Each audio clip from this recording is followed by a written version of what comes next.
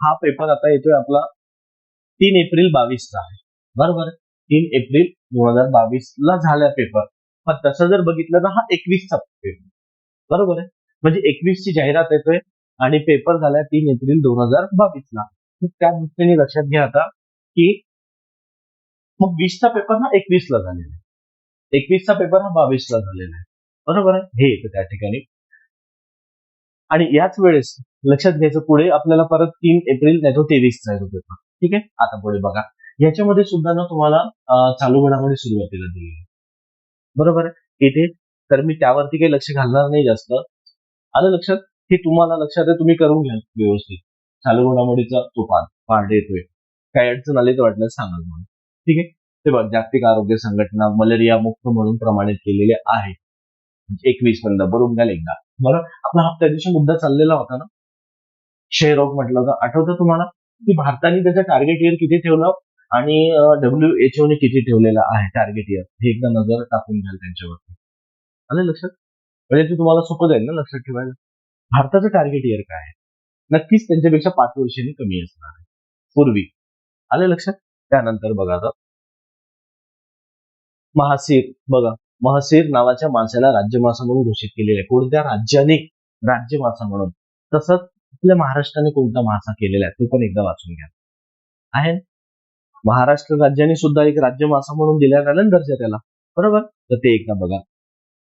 म्हणजे याच्यावरून लक्षात घ्यायचं, एक पुस्तक विचारलेलंच आहे कुठल्या ना कुठल्या पेपरला, त्यातलं एक पुस्तकाचा पाठ व्यवस्थित करून घ्यायचा.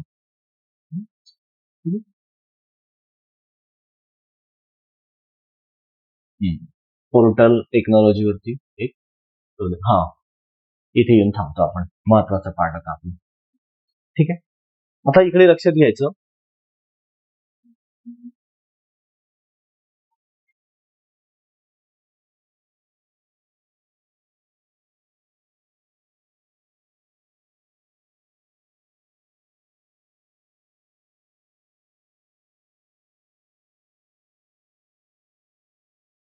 तर तुम्ही इथे म्हणाल की हा प्रश्न म्हणाल की भारताची संप्रभुता, बरोबर का, की एकता आणि अखंडता रचना.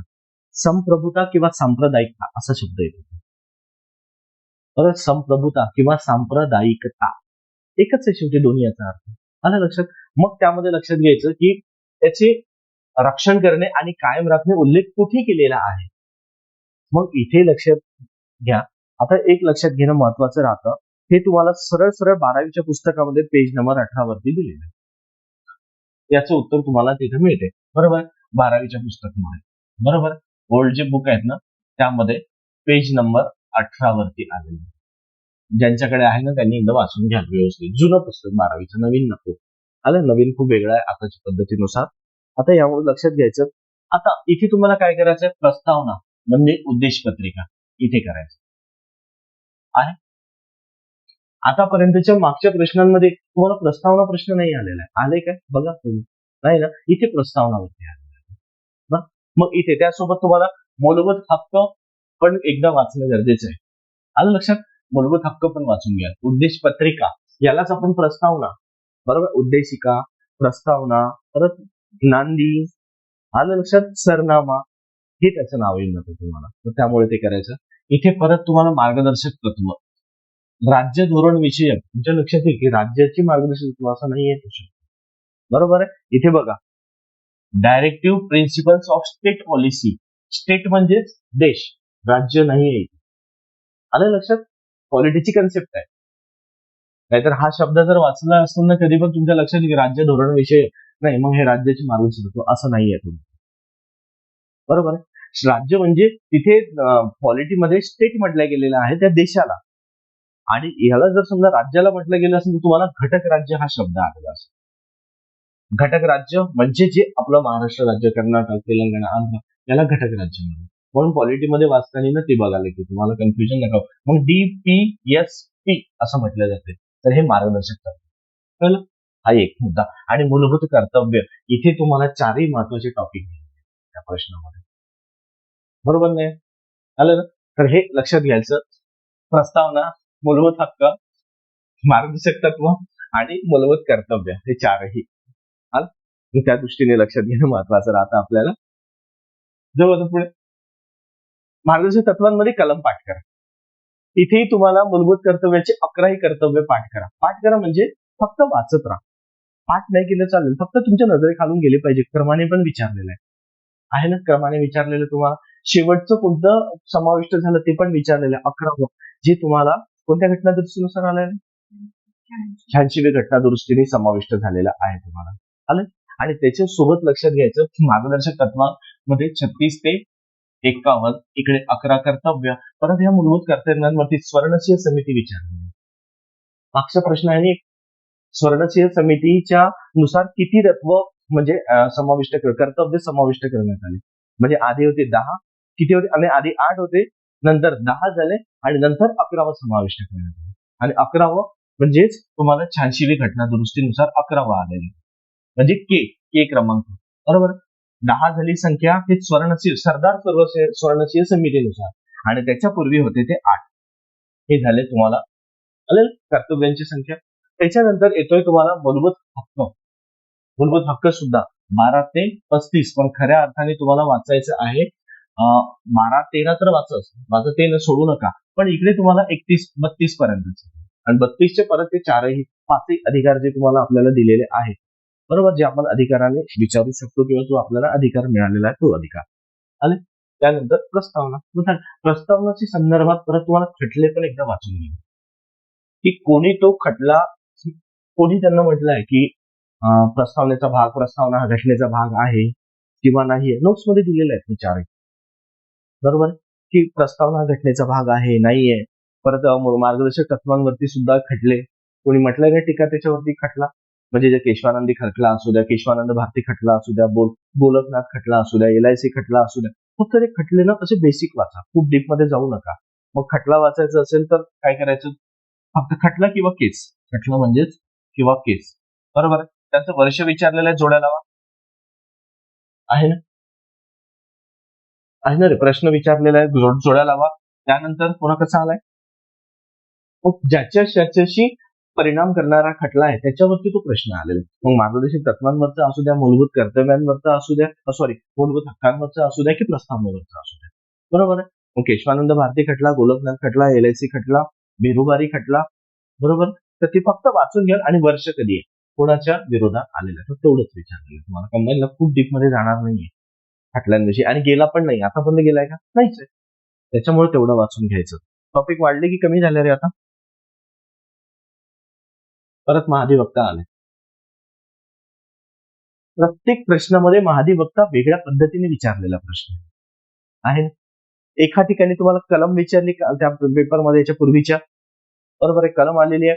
त्याच्यानंतर म्हणजे महाधिवक्ताविषयी विचारले आणि त्याचा अधिकार किती आलेले 165 ते विचारलेले. आणि त्याच्यानंतर इथे त्यांची बघा, उच्च न्यायाधीश म्हणून नियुक्त होण्याची पात्रता किंवा अर्हता किंवा एलिजिबिलिटी त्याच्यामध्ये असणं आवश्यक, म्हणजे अशा पद्धतीचा हा प्रश्न आहे. ते एकदा बघून घ्या. त्यांना अधिकार असतो का संसदेमध्ये, आपलं राज्य विधिमंडळामध्ये बसण्याचा, बोलण्याचा, मतदान करण्याचा, आलं लक्षात. त्याला कोण नेमणूक करते, त्याला अधिकार काय असतं, त्याचे कार्यकाळ किती, त्याचं वेतन श्रेणी कशी, आणि नेमकं कुठे त्यांचं कार्य आलेलं असतं, त्यांना अधिकार काय आहे, आलं लक्षात. ते पूर्ण महाधिवक्ता पाठच करून टाका, बरोबर आहे. मोजके किती टॉपिक झालेले आहे पॉलिटीचे आता तुमच्याकडे, तुम्ही अभ्यासात आलेले का फक्त लिहून ठेवताय अभ्यासात? खरे सांगा ना.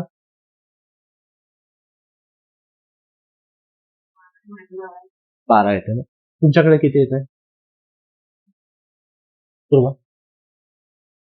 अभ्यासाचे किती टॉपिक झाले आतापर्यंत प्रिपेअर झाले का? गाडी 10 येत आहे. जे मी लिहून नोट डाऊन करून दिले त्या दिवशी आपण डिस्कस केले तेच आहे ना ते, बरोबर आहे. व्यवस्थित करा, बरोबर आहे. पण अभ्यास होत आहे ना, मागचा करत आहे की फक्त पेपरही करत आहे, मला सांगा नाही. असं असेल तर मी परत काही त्यामध्ये बदल करता येईल आपल्याला. एखादी टॉपिक जर समजून सांगायचं असेल तर ते पण सांगाल, मी सांगेल. आलं लक्षात. कुठे अडचण येत असेल नेमकं तुम्हाला समजायला, तुम्ही पण मला सांगाल, मी सांगेल तुम्हाला. पण फक्त तिने करा अभ्यास. अजूनही 7 दिवस बाकी आहे. एक पेपर मी तर म्हणतो तुमचा 7-7 वेळा रिवाईज व्हायला पाहिजे. अरे एक पेपर जर झालेले पूर्ण रिवाईज म्हणलं पर डेच्या हिशोबाने म्हटला तर होईल ना रे तुमचे, होणार नाही का? ठीक आहे, तेवढे प्रश्न, तेवढे टॉपिक, तेवढं ते विषय तेवढेच. बरोबर, एका एका विषयावर आता नोट्स वाचत बसू नका, कुठल्या काही वाचत बसू नका. फक्त पेपरवरून जिथे अडचण झाली तिथे नोट्स ओपन करा, त्यावरती करा. त्याचा तुम्हाला फायदा होईल. नेमकं कुठे दुखतं तिथेच मलम लावा ना. आलंय का? जिथे दुखतं तिथे मलम लावा, तर तिथे इलाज करा. अशासारखं म्हणजे तुम्हाला जर आजही कलमांमध्ये अडचण येत असेल, मार्गदर्शक तत्वांमध्ये, कलमच वाचून घ्या फक्त. आलं लक्षात? मूलभूत हक्कांमध्ये त्या कलम वाचा, ते बघा कलम 20 कुठे लागू होते, कलम 21 कुठे लागू होते, नेमकं गोंधळ होत्या 2 कलमांमध्ये. बरोबर. आणि नेमका आता इलेक्शनचा काळ आहे आणि इलेक्शनच्या काळामध्ये तुम्हालाही माहिती आहे, जर समजा त्यांनी त्यावेळेस जर इलेक्शन सुरू झालं किंवा निवडणूकच्या काळामध्ये तुम्हाला माहिती आहे काय होत असतात मूलभूत हक्क. निवडणुकीच्या काळामध्ये मूलभूत हक्क कोणते राहतात? कोणते राहतात बाकी रद्द होतात. बरोबर आहे ना? तर ते एकदा बघून घ्यायचं व्यवस्थित काळजीपूर्वक. कारण नेमकं बघा, निवडणुकीच्या काळामध्ये मूलभूत हक्क तुमचे सस्पेंड होतात, निलंबित करतात. कारण तिथल्या प्रांताधिकारी असू द्या की तिथल्या कलेक्टरला तो प्रांताचा जो दर्जा म्हणजे निवडणूक अधिकाऱ्याचा दर्जा आलेला असतो. बरोबर, अधिकार होतो ना तो, कारण निवडणूक अधिकारी होतो त्यावेळेस. आणि निवडणूक अधिकाऱ्याचा दर्जा जर मिळाला त्यावेळेस त्यांचं तर सर्व अधिकार त्यांच्याकडे आले, तुम्ही त्यांच्याविषयी कुठे तक्रार नाही करू शकत. सर्व अधिकार त्यांनी जर ऐन वेळी जर तुम्हाला अडचण आली आणि तुम्ही त्यांच्या जर चुकीच्या पद्धतीने आढळले तर तुम्हाला जे ती भूमिका घेईल, जे कारवाई करेल त्यांना पुढे जावं लागतं. कारण निवडणूक आयोगाचे आदेश असतात. म्हणजे तिथला पेपरला प्रश्न आहे नाही का तिथला कलेक्टर, तिथला जिल्हाधिकारी हा निवडणूक अधिकारी बनतो. हा अधिकार पूर्ण आलेले असतात. म्हणून त्या काळात बघा कोणी कोणाचं हे नाही करत की नाही कलेक्टर साहेबांची गाडी फिरत राहते कधी कुठे राहते. एकदम तो राष्ट्रीय सण असतो आपला आणि निवडणुकीचा काळ आहे. त्याच्यामुळे जरा निवडणूक आयोग, राज्य निवडणूक आयोग, त्यानंतर जे अधिकार आलेले असतात निवडणुकीच्या काळामध्ये ते व्यवस्थित करून ठेवा. मूलभूत हक्क सुद्धा आपले सस्पेंड होतात. फक्त जे जिवंत राहतात किंवा जे सस्पेंड होत नाही ते व्यवस्थित बघून घ्यायचं. मग का बरं होत नाही, का नाही असेल त्याच्या निगडीत ते करून घ्या व्यवस्थित. प्रश्न येण्याची शक्यता राहतात कारण हा काळ निवडणुकीचा आहे. पुढचं वर्ष पण आणि हे वर्ष पण निवडणुकी म्हटल्यानंतर थोडं आहेच ना त्याच्याविषयी थोडं महत्वाचं आपल्याला. आलं लक्षात? जो पुढे म्हणून हे व्यवस्थित करून घ्याल. मग अधिवक्ता टॉपिक हा कंटिन्यू आलेला आहे. प्रश्न येण्याची 99% दाट शक्यता राहते. कारण प्रत्येक पेपरला आलेला आहे म्हणजे आपला 1 मार्क्स रिझर्व करा ना. आलं लक्षात? सोडू नका. त्याच्यामुळे पुढे जा.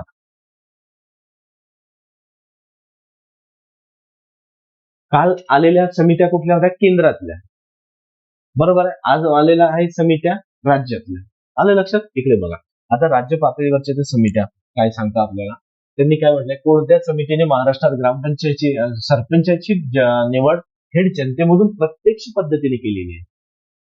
आलं लक्षात? एक. मग आता समित्या काय करायचं तुम्हाला? बाबूराव काळे समिती, बोंगीरवार समिती, वसंतराव नाईक आणि पी. व्ही. पाटील चारही समित्या आता एक राज्य पातळीवरती. एक. याच्यावरती प्रश्न कसा होईल? इथे तुम्हाला वर्ष जरी विचारलं तर जोडायला मग तयार होईल. आलं लक्षात? इथे जर वर्ष विचारला तर प्रश्न जोडायला पाहिजे. होतो तयार. एक. त्याच्यानंतर याला दुसरा प्रश्न कसा होईल? त्याच समित्या क्रमाने विचारेल वर्षाच्या स्थापनेनुसार. हे 2 झालेलं आहे. तिसरा प्रश्न, प्रत्येक समितीची जशी या समितीची तरतूद आलेली आहे थेट जनतेमधून निवड होत असेल तरी कधीपासून लागू करण्यात आली? तोही एक प्रश्न तुम्हाला बहुतेक विचारलेला आहे. तुला वर्ष आठवत नाहीये वर्ष पण तो विचारलेला आहे. मग त्यावर परत एक लक्षात राहतं की तर तो प्रश्न जर त्या पद्धतीने आलेला असेल कधीपासून झाली तर इथे तुम्हाला परत प्रश्न तयार होते की गटविकास अधिकारी बीडीओला दर्जा कधी देण्यात आलेला? बरोबर. सचिव असतो का? आलं लक्षात? मग जिल्हा परिषदाची तरतूद, ग्रामपंचायतीची तरतूद, पंचायत समितीची तरतूद. आलं लक्षात? त्याला त्रिस्तरीय ठेवावं की द्विस्तरीय ठेवावं? बरोबर. की ग्रामपंचायतीचं किंवा पंचायत समितीचं गट अ दर्जाचा पद, त्यांनी परत तुम्हाला जिल्हा परिषदेचा सीओ हे पण सुद्धा पद काढलेलं आहे ना, मुख्य कार्यकारी अधिकारी. ह्या पदाचा सुद्धा निर्मिती करण्यात यावी किंवा त्यांना तो दर्जा देण्यात यावा. आहे ना पद? मग तुम्हाला चारही समित्या व्यवस्थित अभ्यासणं गरजेचे आहे. आलं लक्षात? रोजचं रोज करा. आजचं उद्यावर नेऊ नका. आणि जर कधीही लक्षात आलं, जर नाही अडचण आली, नाही समजलं एखादी काय आलं अडचण आली तर एक मेसेज करा मला, मी उत्तर देईन. तुम्हाला कलम द्यायचे आहे, मी पाठवतो आज क्लास झाल्यानंतर. बरोबर आहे? पूर्ण पंचायत आपल्या यांच्या स्थानिक स्वराज्य संस्थेच्या 73व्या घटना दुरुस्तीची पूर्ण कलम मी तुम्हाला पाठवतो. आलं लक्षात? महत्वाचे कलम येते तुम्हाला, त्या वाचून घ्या कलम आणि त्याच्यासोबत जे काही नोट्स आहेत मी जसे तसंच पाठवून देऊ तुम्हाला. ठीक, हा एक मुद्दा. म्हणजे इथे तुम्हाला पंचायत समिती जास्त. महानगरपालिकेचा प्रश्न आलाय का तुम्ही बघा आतापर्यंत? आलाय का? नाही. तुम्हाला पंचायत समितीवरती जास्त प्रश्न. पंचायत समिती आणि ग्राम प्रशासन म्हणजेच स्थानिक स्वराज्य संस्था, त्याला जास्त करा. महानगरपालिका करू नका. आणि करायचं असेल तर फक्त एक रीड करून जा, फक्त एक नजर टाकून जा. आला तरी तो म्हणजे असं व्हायला नको, मी थोडं जरी वाचलं असतं तर आलं असतं, असं नको व्हायला. त्याच्यामुळे तो प्रश्न तेवढाच वाचून जा जेवढं तुम्हाला वाटतं. ओके, जाऊ पुढे. कारण याचा प्रश्न आलेला आहे, याच्यावर जोड्या लावा विचारलेला आहे, यांना क्रमाने विचारलेला आहे. आणि प्रत्येक समितीची तुम्हाला शिफारशीची म्हणजे कोणत्या वर्षी स्थापन करण्यात आली, त्याचे अध्यक्ष कोण, त्या अध्यक्षांची पार्श्वभूमी आणि त्यांनी दिलेल्या शिफारशी किंवा त्यांनी दिलेली तरतूद विचारलेल्या तुम्हाला, ते इथे महत्वाचं आलेलं होतं. ठीक आहे, पुढे बघू.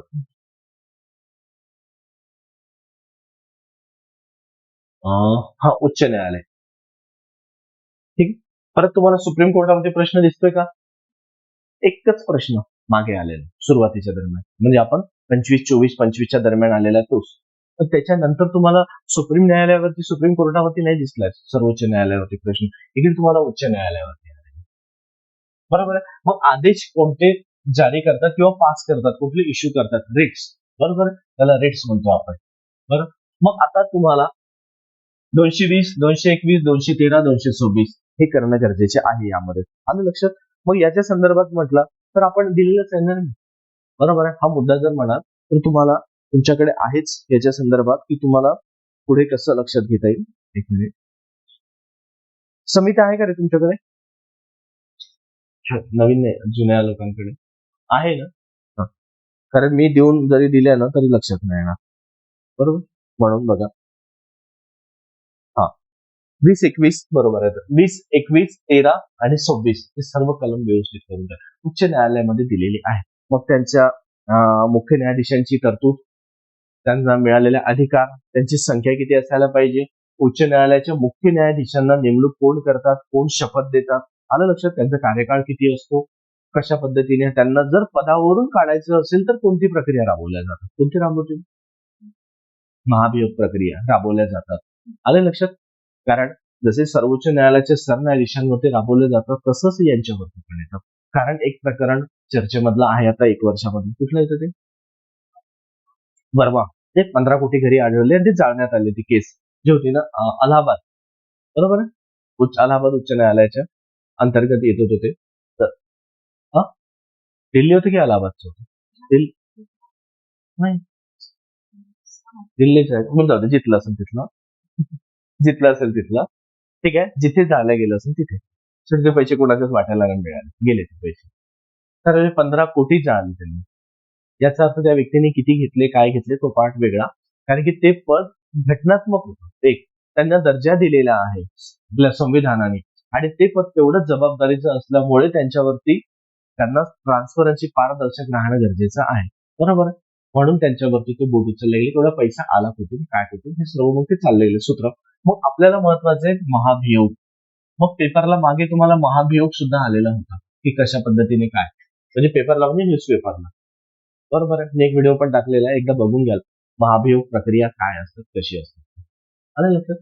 मग त्यानुसार एक लक्षात घेणं महत्वाचं राहतं की महाभियोग प्रक्रिया कुठे राबवल्या जातात, कशा पद्धतीने असतात, थोडं वाचून घ्यायचं. आलं लक्षात? त्याला किती लोकांचा प्रस्ताव ठेवण्यासाठी किती लोकांचं सहमती लागतं, मान्य होण्यासाठी किती लोकांचा प्रस्तावमध्ये लागतं. मग लोकसभेमध्ये आणि राज्यसभेमध्ये जर दोन्ही ठिकाणी तो मुद्दा यायचा असेल तर दोघांची मान्यता किती लागेल, आणि त्याच्यानंतर एक समिती बसवल्या जातं आणि समितीचा अहवाल सुद्धा खरा आहे की खोटा आहे तपासण्यासाठी केला जातो. आणि त्या समितीचा जेव्हा अहवाल येईल तेव्हा त्या समितीनुसार किंवा त्या अहवालानुसार मग त्यांना पदावरून बडतर्फ केलं जातं, म्हणजे पदावरून काढलं जातं. मग आता एक लक्षात घ्या, आतापर्यंतचं हे पहिलंच प्रकरण नसणार आहे, त्याच्या आधी बरेच झालेले प्रकरण. पण आता वर्माचं प्रकरण का बरं गाजलं असेल एवढं? कारण त्यांनी राजीनामा दिला नाही. त्यांनी आरोप जरी त्यावेळेस आपले सरन्यायाधीश खन्ना साहेब होते, बरोबर आहे, तर त्यांनी त्यावेळेस त्यांना म्हटलं की तुमचा आरोप तुम्ही मान्य करा आणि पदाचा राजीनामा द्या. त्यांनी मान्य केलं नाही. मी म्हटलं मी आरोपी नाही, मी आरोप मान्य करणार नाही, आणि त्यांनी सरळ प्रकरण संसदेकडे सोपवलं. आता निर्णय तुम्ही घ्यायचा, कारण महाभियोग प्रक्रिया ते न्यायालयात नाही तर आपल्या संसदेत राबवल्या जाते ना. मग त्यांच्याकडे राबवलं, आणि तो प्रस्ताव कुठल्याही गृहामध्ये ठेवता येतो, राज्यसभेत किंवा लोकसभेत. पण राज्यसभेत ठेवला असेल तर लोकसभेत जाणं महत्वाचं आहे, लोकसभेत गेल्यानंतर राज्यसभेत येणं. जोपर्यंत दोन्ही गृह मान्य करणार नाही तोपर्यंत पुढचं पाऊल टाकलं जाणार असा त्यांचा असतो. एक किती संख्या असते हे मी दिलेलं आहे, एकदा वाचून घ्या. आलं लक्षात? मग राज्यसभेमध्ये किती संख्या असायला पाहिजे? म्हणजे 1/4 आहे की 2/3 येतं? 1. बरोबर आहे. प्रस्ताव ठेवण्यासाठी 1/4 आणि मान्य होण्यासाठी 2/3. पण त्याच्यासोबत आकडा पण लक्षात ठेवा. कमीत कमी 100 दिलेला आहे ना आकडा. तर तो आकडा सुद्धा लक्षात ठेवाल. एकदा वाचून घ्याल नक्की. सांगता येत नाही, प्रश्न फिरू पण शकतो. आलं लक्षात? एक, कारण महाभियोग प्रक्रियेवरती प्रश्न असा आलेला आहे की खालीलपैकी कोणावरती महाभियोग प्रक्रिया राबवली जाऊ शकते. आलेला आहे ना मागे प्रश्न, जर तुम्ही चालले असेल मागचे तर त्यावर दिलेला आहे की कोणावरती ते चालू शकतो, राबवू शकतो, किंवा कोणाला महाभियोग प्रक्रियेद्वारे बडतर्फ केला जाऊ शकतो. आलं लक्षात? तो अधिकार आहे. आणि मग त्यावेळेस, परंतु वर्मा साहेबांनी राजीनामा दिला नाही म्हणून एवढं झालेलं आहे, म्हणून हे प्रकरण पुढे, कारण इतरांनी पण झालेलं आहे, त्यांनी आधीच राजीनामा देऊन दिलेला आहे. बरोबर, म्हणून ते प्रकरण पुढे गेलेले नाहीये आणि आपल्याकडे काही आजपर्यंत आपल्या लक्षात नाही आलेलं आहे. बरोबर. मग सर्वात आधी जर पहिलं प्रकरण असं रामास्वामी यांच्यावर, आणि त्यांचे प्रकरण एका गृहामध्ये पास झालं तर दुसऱ्या गृहामध्ये पास झालेलं नाहीये, त्यांना मान्यता मिळाली नाही, त्याच्यामुळे महाभियोग प्रक्रिया राबवण्यात नाही आलेली असते. बरोबर. मग एकदा महाभियोग प्रक्रियेचा व्हिडिओ टाकलेला आहे, एकदा व्यवस्थित बघून घ्या. त्यामध्ये व्यवस्थित दिलेला आहे की कुठली किती संख्या, काय संख्या, काय, कारण सर्वात महत्वाचा विषय आहे. बरोबर. हा करंटचा पण येतो आणि आपल्याला पॉलिटिक्स. मग हे एक लक्षात घेऊन घ्या. जो पुढे, आणि तसंही इथे एक येतोय कलम 226. आता कलम 226 म्हटलं तुम्हाला माहितीच आहे काय होतं.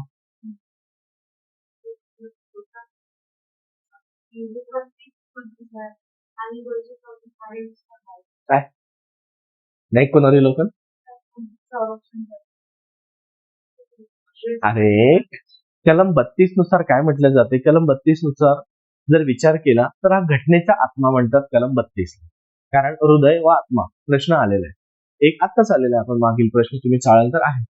पण त्यानुसार जर बघितलं तर सर्व म्हणजे संरक्षण करता, घटनेचा संरक्षण करता हा कुणाला म्हटलं गेलेलं आहे? सर्वोच्च न्यायालयाला. कारण जर एखाद्या व्यक्तीचे मूलभूत हक्कामध्ये हनन होत असेल, एखाद्या व्यक्तीला जर समजा त्यांचे जे हक्क आहे ते मिळत नसेल, बरोबर, ते हक्क पैशाने मिळतो का? श्रीमंतीनी, गरिबीनी, शिक्षणाने कोणालाही कशाने मिळत नाही, तर ते जन्माने मिळतात. नैसर्गिकरित्या तुम्हाला मूलभूत हक्क मिळालेले. म्हणजे आज जर समजा तुम्ही जन्म झालेला आहे, बरोबर आहे, तर एखाद्या मुलाला जर त्यांची आजी किंवा कोणी एक जर बाहेर घेऊन गेलेले किंवा एखाद्या गार्डन मध्ये घेऊन बसलाय, असं म्हणू शकता का तुम्ही बसा पण या मुलाला घेऊन नका बसू, कारण हा मुलगा इंडियन नाहीये, नैसर्गिक हक्क मिळाल असं म्हणू शकतील का? नाही. कारण तो जन्म झाल्या बर्थ सर्टिफिकेट वरती नागरिकत्व येतं ना त्याचं, भारतीय म्हणून. बर्थ सर्टिफिकेट तुमचे प्रत्येकाचं असेल, त्यावेळेस कोणी मागितलं नाही, कोणी अर्ज पण नाही केलेला, तुम्हाला जन्माने आलेला आहे, नैसर्गिकरित्या आलेला आहे, कारण तुमचे आई वडील इथे आहे, आई वडिलांचे आई वडील इथले आहे. आलं लक्षात? मग हे जर हक्क जर तुमच्या डावलल्या जात असेल कुठे, मग अशा वेळेस कलम तुम्हाला सर्वोच्च न्यायालय काय करतं, तुमच्या हक्काचं संरक्षण करण्याचं काम आहे. म्हणून त्यांना म्हटलं गेलेलं आहे की घटनेचं संरक्षण करता कोणाला? सर्वोच्च न्यायालयाला. बरोबर. मग असंच जर समजा घटनेचं सोडून तुमचे हक्क मागायचे असेल तर तुम्हाला कलम 32च्या अंतर्गत सर्वोच्च न्यायालयाला तो अधिकार आलेला आहे. बरोबर. तसंच उच्च न्यायालयाला म्हटलं तर कलम 226च्या अंतर्गत आलेलं आहे ना. लक्षात आता. आणि न्यायिक पुनर्विलोकन कलम 13 मध्ये आहे. कलम 12 राज्य संस्था. न्यायिक पुनर्विलोकन म्हणजे तुम्हाला दिलेला न्याय पडताळू शकता परत. आलं लक्षात? जर समजा तुम्हाला न्याय मिळालेला आहे एखाद्या तुमच्या कुठल्याही म्हणजे एक तालुका पातळीवरती, जिल्हा पातळीवरती, जिल्हा न्यायालयाने जर तुम्हाला परत अपील करायचं आहे, तर कलम तुम्हाला अपील करायचं आहे सर्वोच्च न्यायालयात किंवा हायकोर्टामध्ये, त्यावेळेस सुद्धा तुम्हाला दिलेला न्याय हे आधी पडताळून बघतात. आलं लक्षात की कुठल्या कायद्याने दिला, कसा दिला, काय दिला, कुठले पुरावे वापरले, त्याचा अभ्यास करतात आणि तो दिलेला न्याय चूक आहे की बरोबर याची पडताळणी करून त्या आधारे मग तुम्हाला न्याय ठरवतात. मग आहे तेच ठेवता किंवा त्यामध्ये काही बदल करून देण्याची तरतूद, हे कलम 13 सांगते त्यांना. आलं लक्षात? आणि कुठलाही घटना किंवा कुठलाही कायदा हा व्हॅलिड आहे की इनव्हॅलिड आहे, हे सुद्धा कलम 13 नेच ठरवलं जाते ना. बरोबर आहे. कायदा, कारण त्या कलम 13 मध्ये तुम्हाला तरतूदच कशाची केलेली आहे, बरोबर आहे. कायदा म्हणून कायद्याची व्याख्या तिथे तुम्हाला दिसते, तरतूद दिसते कलम 13 मध्ये, आहे की नाही? आहे ना रे. तर हे लक्षात ठेवा. राज्य संस्था म्हणजे तुम्हाला स्टेट पॉलिसी म्हटलं ना, स्टेट, ही तुम्हाला कलम 12. म्हणून 12, 13 तर विचारलेले फार कमी आहे, पण 14 ते 31 पर्यंत तुम्हाला फार वेळा विचारलेलं, असं एकही पेपर नाही की ज्यात कधी विचारलेलंच नाही. बरोबर आहे. म्हणून त्या दृष्टीने करा, तुम्हाला त्याचा फायदा होईल, महत्वाचा आहे. समजलं का? जाऊ पुढे.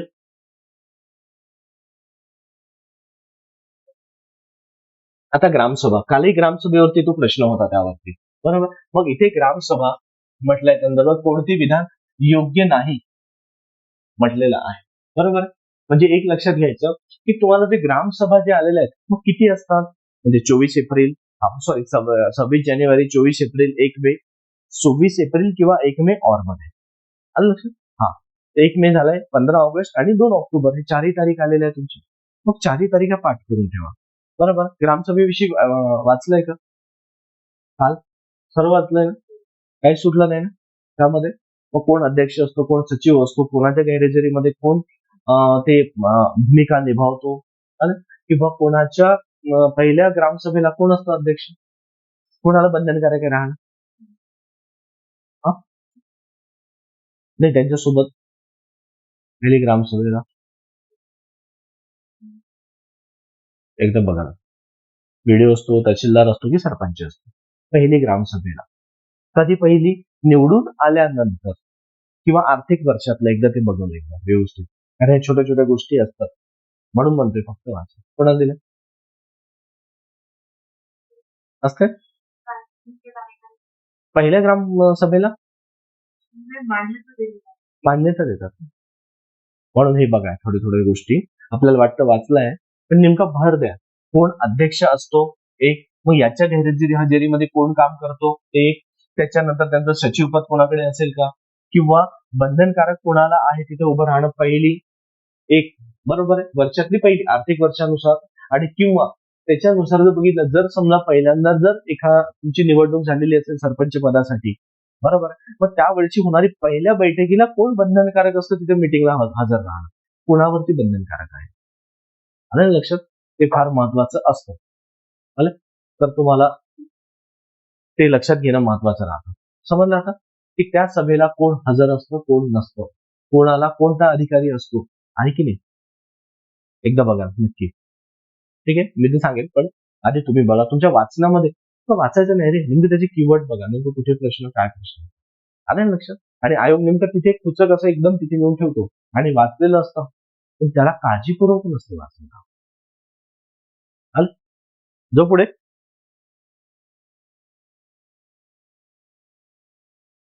केंद्र सरकारकडून राज्यांना देण्यात येणाऱ्या मदत अनुदानांशी संबंधित आहे. मदत अनुदान, बरोबर आहे, बरोबर. हे एकदा कलमच वाचून घ्या, तुम्हाला दिलेलं आहे. कोणत्या भागामध्ये येणार केंद्र सरकार?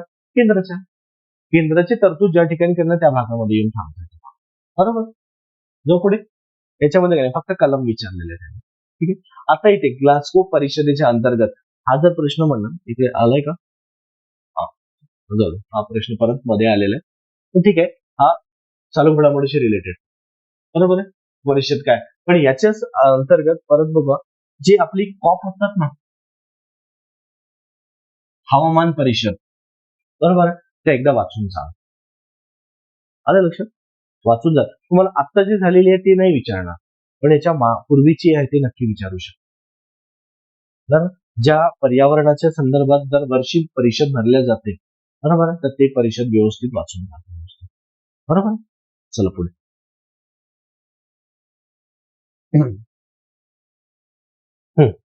इथे सत्य नाही विचारलेलं त्यांनी आधी. सत्य नाही म्हणजेच काय? सत्य, खरे किंवा,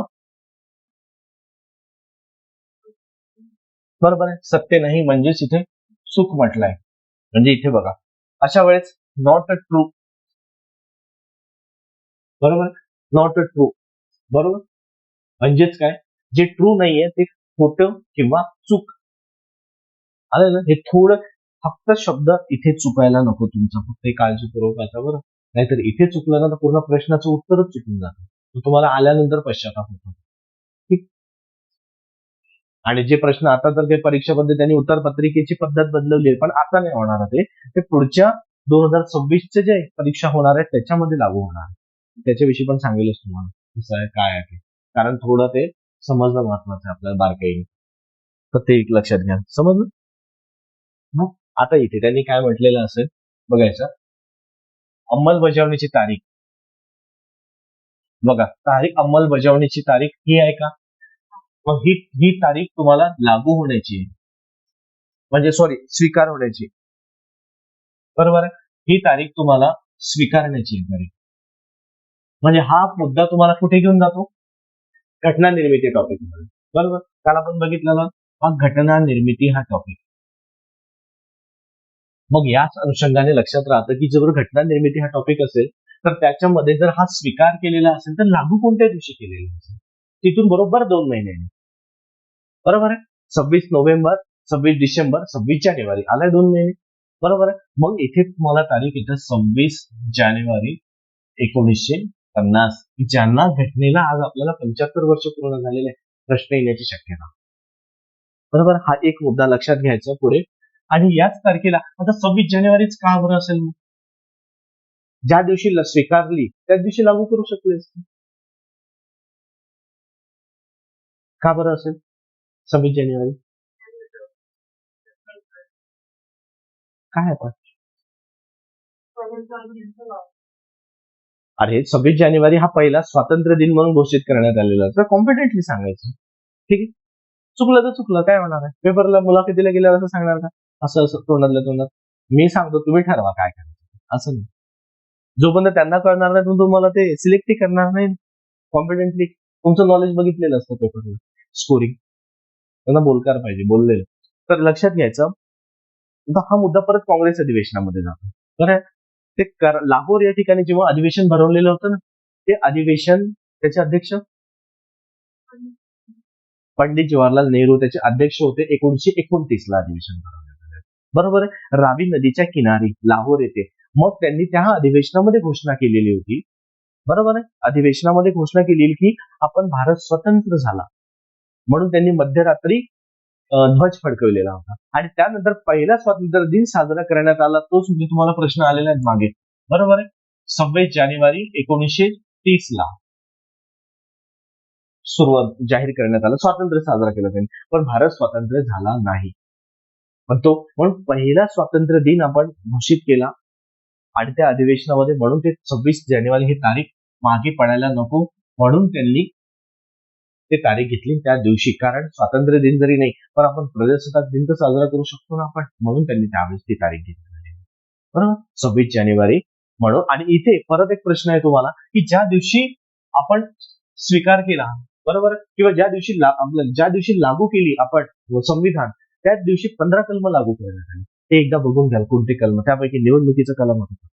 बरोबर आहे, मूलभूत हक्कांचे होते की काय, कोणते होते काय होते ते सर्व बघून घ्या. 15च्या 15 कलम प्रश्न आहे ना मागे.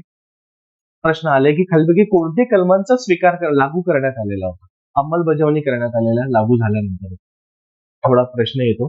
त्या संदर्भ सोबत धर्मनिरपेक्ष हा शब्द 42वी घटना दुरुस्ती जर म्हटलं तर 1976 ची ही घटना दुरुस्ती आहे. बरोबर आहे, त्यासोबतच धर्मनिरपेक्ष सोबत इतरही शब्द बघून घ्या. बरोबर, त्यासोबत तुम्हाला अभिव्यक्ती, श्रद्धा, उपासना विचारलेलं आहे.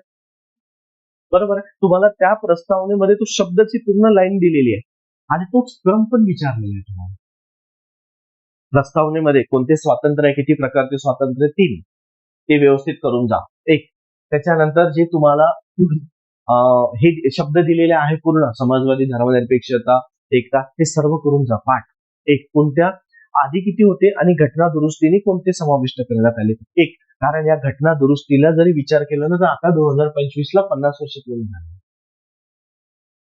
आणि सोबत हे 42वी घटना दुरुस्ती सुद्धा व्यवस्थित करून जा, कारण याला 50 वर्ष पूर्ण होत आहे हेच 1976. कळलंय का? एक समजलं ना रे? आणि त्याच्यासोबत परत तुम्हाला श्रद्धा, उपासना हे शब्द दिले आहे ना, त्या शब्दाचा क्रम सुद्धा विचारलेला आहे. वन एंटिक व्यवस्थित करून घ्या. आणि आता प्रस्तावना कुठे आहे हे विचारू नका. प्रत्येक पुस्तकाच्या पहिल्या पेजवर ती प्रस्तावना आहे. प्रत्येक पुस्तकाच्या ती तुम्हाला सरळ सरळ दिसतच त्या ठिकाणी. आलं लक्षात? प्रत्येक कुठलंही स्टेट बोर्ड काढा, त्याच्यावरती तुम्हाला पहिलं पेज दिसतं. जी क्लिअरिटी येत असेल त्याचा पेजची प्रिंट काढून टाका आणि आपल्या नोट्सला लावून टाका सरळ सरळ. बरोबर आहे. आणि त्याला व्यवस्थित जे शब्द आले त्याला हायलाइट करून ठेवा. बस. मी तर तुम्हाला लिहून तर दिलेलेच आहे, पण तरी पण एकदा नक्की बघून घ्या जे पुस्तक वाचाल.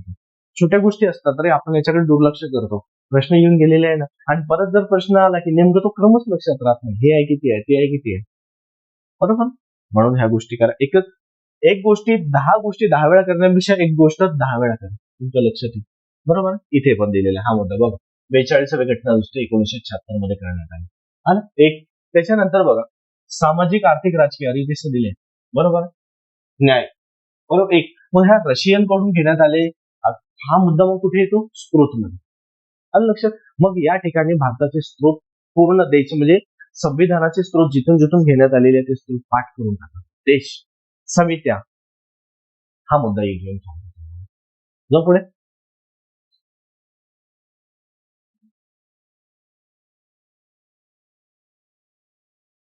कलम 3 हा राज्य निर्मितीवरती पहिलाच प्रश्न आपण बघितला आतापर्यंत ह्या 5-6 पेपरमध्ये आलेला आहे ना. त्याच्यामुळे ह्या टॉपिकला फक्त वाचून जा. एवढं तुम्हाला नाही केलं तरी चालेल, एवढं लक्षात ठेवा. समजलं? फक्त हा टॉपिक वाचून जा. राज्य निर्मिती एकदा नजर टाकून घ्या, बाकी काही नाही याच्यावर. ठीक आहे. कलम 3 नुसार जर म्हटलं तर तुम्हाला येऊन जातो इथे. जो पुढे मुख्यमंत्री परत आले. म्हणजे मुख्यमंत्री परत आले म्हणजे परत टॉपिक आलाय मुख्यमंत्रीचा. ठीक आहे. तर ह्याच मुख्यमंत्रीचं लक्षात घ्याल की कसा मग त्यांचं मंत्रिमंडळ तेव्हा दिलं. राज्याच्या मंत्रिमंडळ संख्या किती असायला पाहिजे, किती टक्क्याच्या पलीकडे किंवा 1% किंवा संख्या. बरोबर. या दोन गोष्टी येतं. त्यासोबतच बघा, मुख्यमंत्र्यांच्या व्यतिरिक्त संख्या किती असायला पाहिजे, 12 पेक्षा कमी नाही, जास्त नाही, काय असेल. प्रश्नाच्या उत्तरापेक्षा तुम्हाला प्रश्न महत्वाचा, टॉपिक महत्वाचा. मुख्यमंत्री काल तुम्ही वाचला, किती लोकांनी वाचणार का इमानदारीने? मुख्यमंत्री हा टॉपिक किती लोकांनी वाचला इमानदारी? खरं खरं सांगा. मला खरं सांगू का, मला असं तो तुमच्याकडे बघून तो कॉन्फिडन्स किंवा तुमचा कॉन्फिडन्स माझ्याकडे बघून असं दिसत नाही की सगळे पूर्ण पेपर रोजच्या रोज वाचतो. दिसतच नाहीये. मी खरं सांगतो इमानदारी. हा शब्द माझा खरा आहे की खोटा आहे? खरं खरं सांगा की हा पेपर आता गेल्यानंतर याची पूर्ण टॉपिक वन स्ट्रोक मध्ये म्हणजे रात्रीपर्यंत झोपे जाईपर्यंत किंवा जोपर्यंत वाचत नाही तोपर्यंत झोपत नाही असं तुम्ही वाचलं की खरं खरं सांगा इमानदारी की माझ्या पुस्तकांचा पसारा घेऊन बसलोय साईडला, पूर्ण नोट्स माझे पुस्तकं आणि हा पेपर कोणते कोणते टॉपिक आले नोट केले, प्रश्न सुटला, लक्षात आलं की नाही परत रीड करा. असं कोणी झालंय खरं खरं नाही, कोण नाही तर नाही बोला. त्याचं उत्तर चालणार कोण नाहीच लक्षात आहे ना. आहे की नाही? खरं आहे की नाही खोटं? करायला पाहिजे तुम्ही, तरच होणार.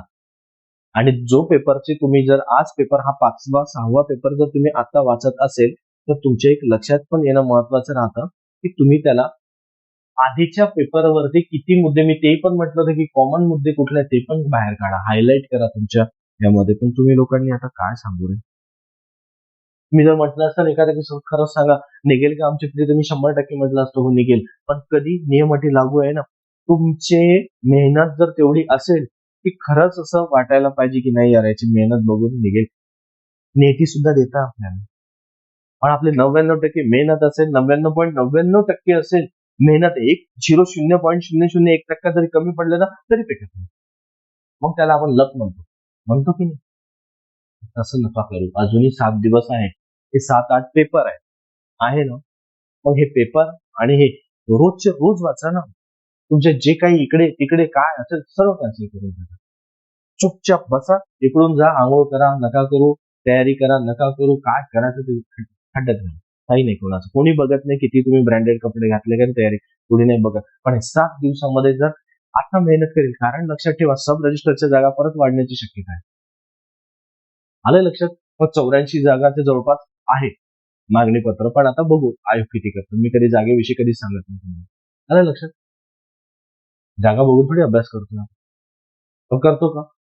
जागा बघून जर अभ्यास करणार असेल तर त्याला अभ्यासू नाही, त्याला फक्त म्हणतात. पण त्याचा अभ्यास नसेल ना, जागा बघून फॉर्म तसं नाही होत. तुम्ही तुमचा अभ्यास करा, असं होतं. घ्या ना इकडे तिकडला पूर्ण एक पेपर पूर्ण घेऊन बसा, जेवढे झाले तेवढे एक एक पेपर वाचा. हा टॉपिक यातला, हा झालाय माझा, हा झालाय, हा झालाय. परत याच्यावरती अजून किती करू शकतो, काय किती करू, असं आता मला वाटते की अजून करावं. आलंय लक्षात. पण वेळ कमी पडत आहे. तुमच्याकडे वेळ आहे, मी सांगतो. मला कोणी सांगणारा नव्हता आम्हाला एवढं बारकाईने, खरंच नव्हतं. नाहीतर खरंच इथे नसतो, दिल्लीला असतो. खरं सांगतो इमानदारी, मी कधी बी नेहमी तेच सांगतो, इथे नसतो. पण आज तुम्हाला मी एवढं जीव तोडून सांगतोय ना प्रत्येक गोष्ट. रोज रात्री 1:30-2 वाजता झोपतो बारीक बारीक बघून हे सर्व पॉईंट. आलं लक्षात. पण तुम्ही आपल्या वेळेतच जेवण, वेळेतच झोपणं, थकायला मेंदूला थकू द्यायचं नाही, जीवाला त्रास नाही द्यायचा. असं होऊ देऊ नका. ते तुमच्यासाठी सावधान. एका एका दिवसाने तुम्ही गाफील राहिले तर तुम्हाला महाराजांच्या इतिहासामध्ये नाव शब्दाला गनिम शत्रूला नाव दिलाय गनिम महाराजांच्या इतिहासामध्ये. तो शत्रू म्हणजे तो गनिम म्हणजे तुमचा शत्रू म्हणजे काय असं लाठी तलवार घेऊन नाही. तुमचा शत्रू अभ्यासाची आहे. जे मुलं आधीच शासनामध्ये आहेत ते मुलं पुढे जात आहे ना. मग ते कॉन्ट्रॅक्ट बेसवर असू द्या की ते परमनंट असू द्या, क्लास 3 किंवा क्लास 4 ला. याचा अर्थ त्या मुलांना संधी मिळत आहे, त्यांना वेळ मिळत नाहीये, पण त्यांचा अभ्यास डोक्यात फिरत आहे. सॅटर्डे संडे सॅटर्डे संडे सुट्टी असतात, दिवसभर ते मोबाईल बंद करून अभ्यास करत बसतात. आठवड्याचा कसं ते काढतात. फक्त प्रश्नपत्रिका करा. तुम्ही आत्ता मेहनत घेणार 7 दिवस का होईना घ्या, जेवढं होईल तेवढं. आजपासून आत्तापासून जरी म्हणाल तरी नका फिरू कुठे. ठीक आहे. मी पण 4च्या बॅचला पण मी सुट्टी देण्याचं कारण काय होतं माझं तेच आहे. तुम्ही थोडा जास्त वेळ द्या, कारण तुमच्या येणाऱ्या प्रीला तुमचा स्कोर अजून वाढला पाहिजे. आलंय का लक्षात. तुम्ही धावपळ करा तर धडपड आणा. अरे भूक लागते ना, एखादी माणूस लालची माणूस कसा करतो, मला पाहिजे पाहिजे पाहिजे. लहान बरोबर काय काय तिकडे गेलं, मला हे पाहिजे ते पाहिजे ते पाहिजे म्हणता ना.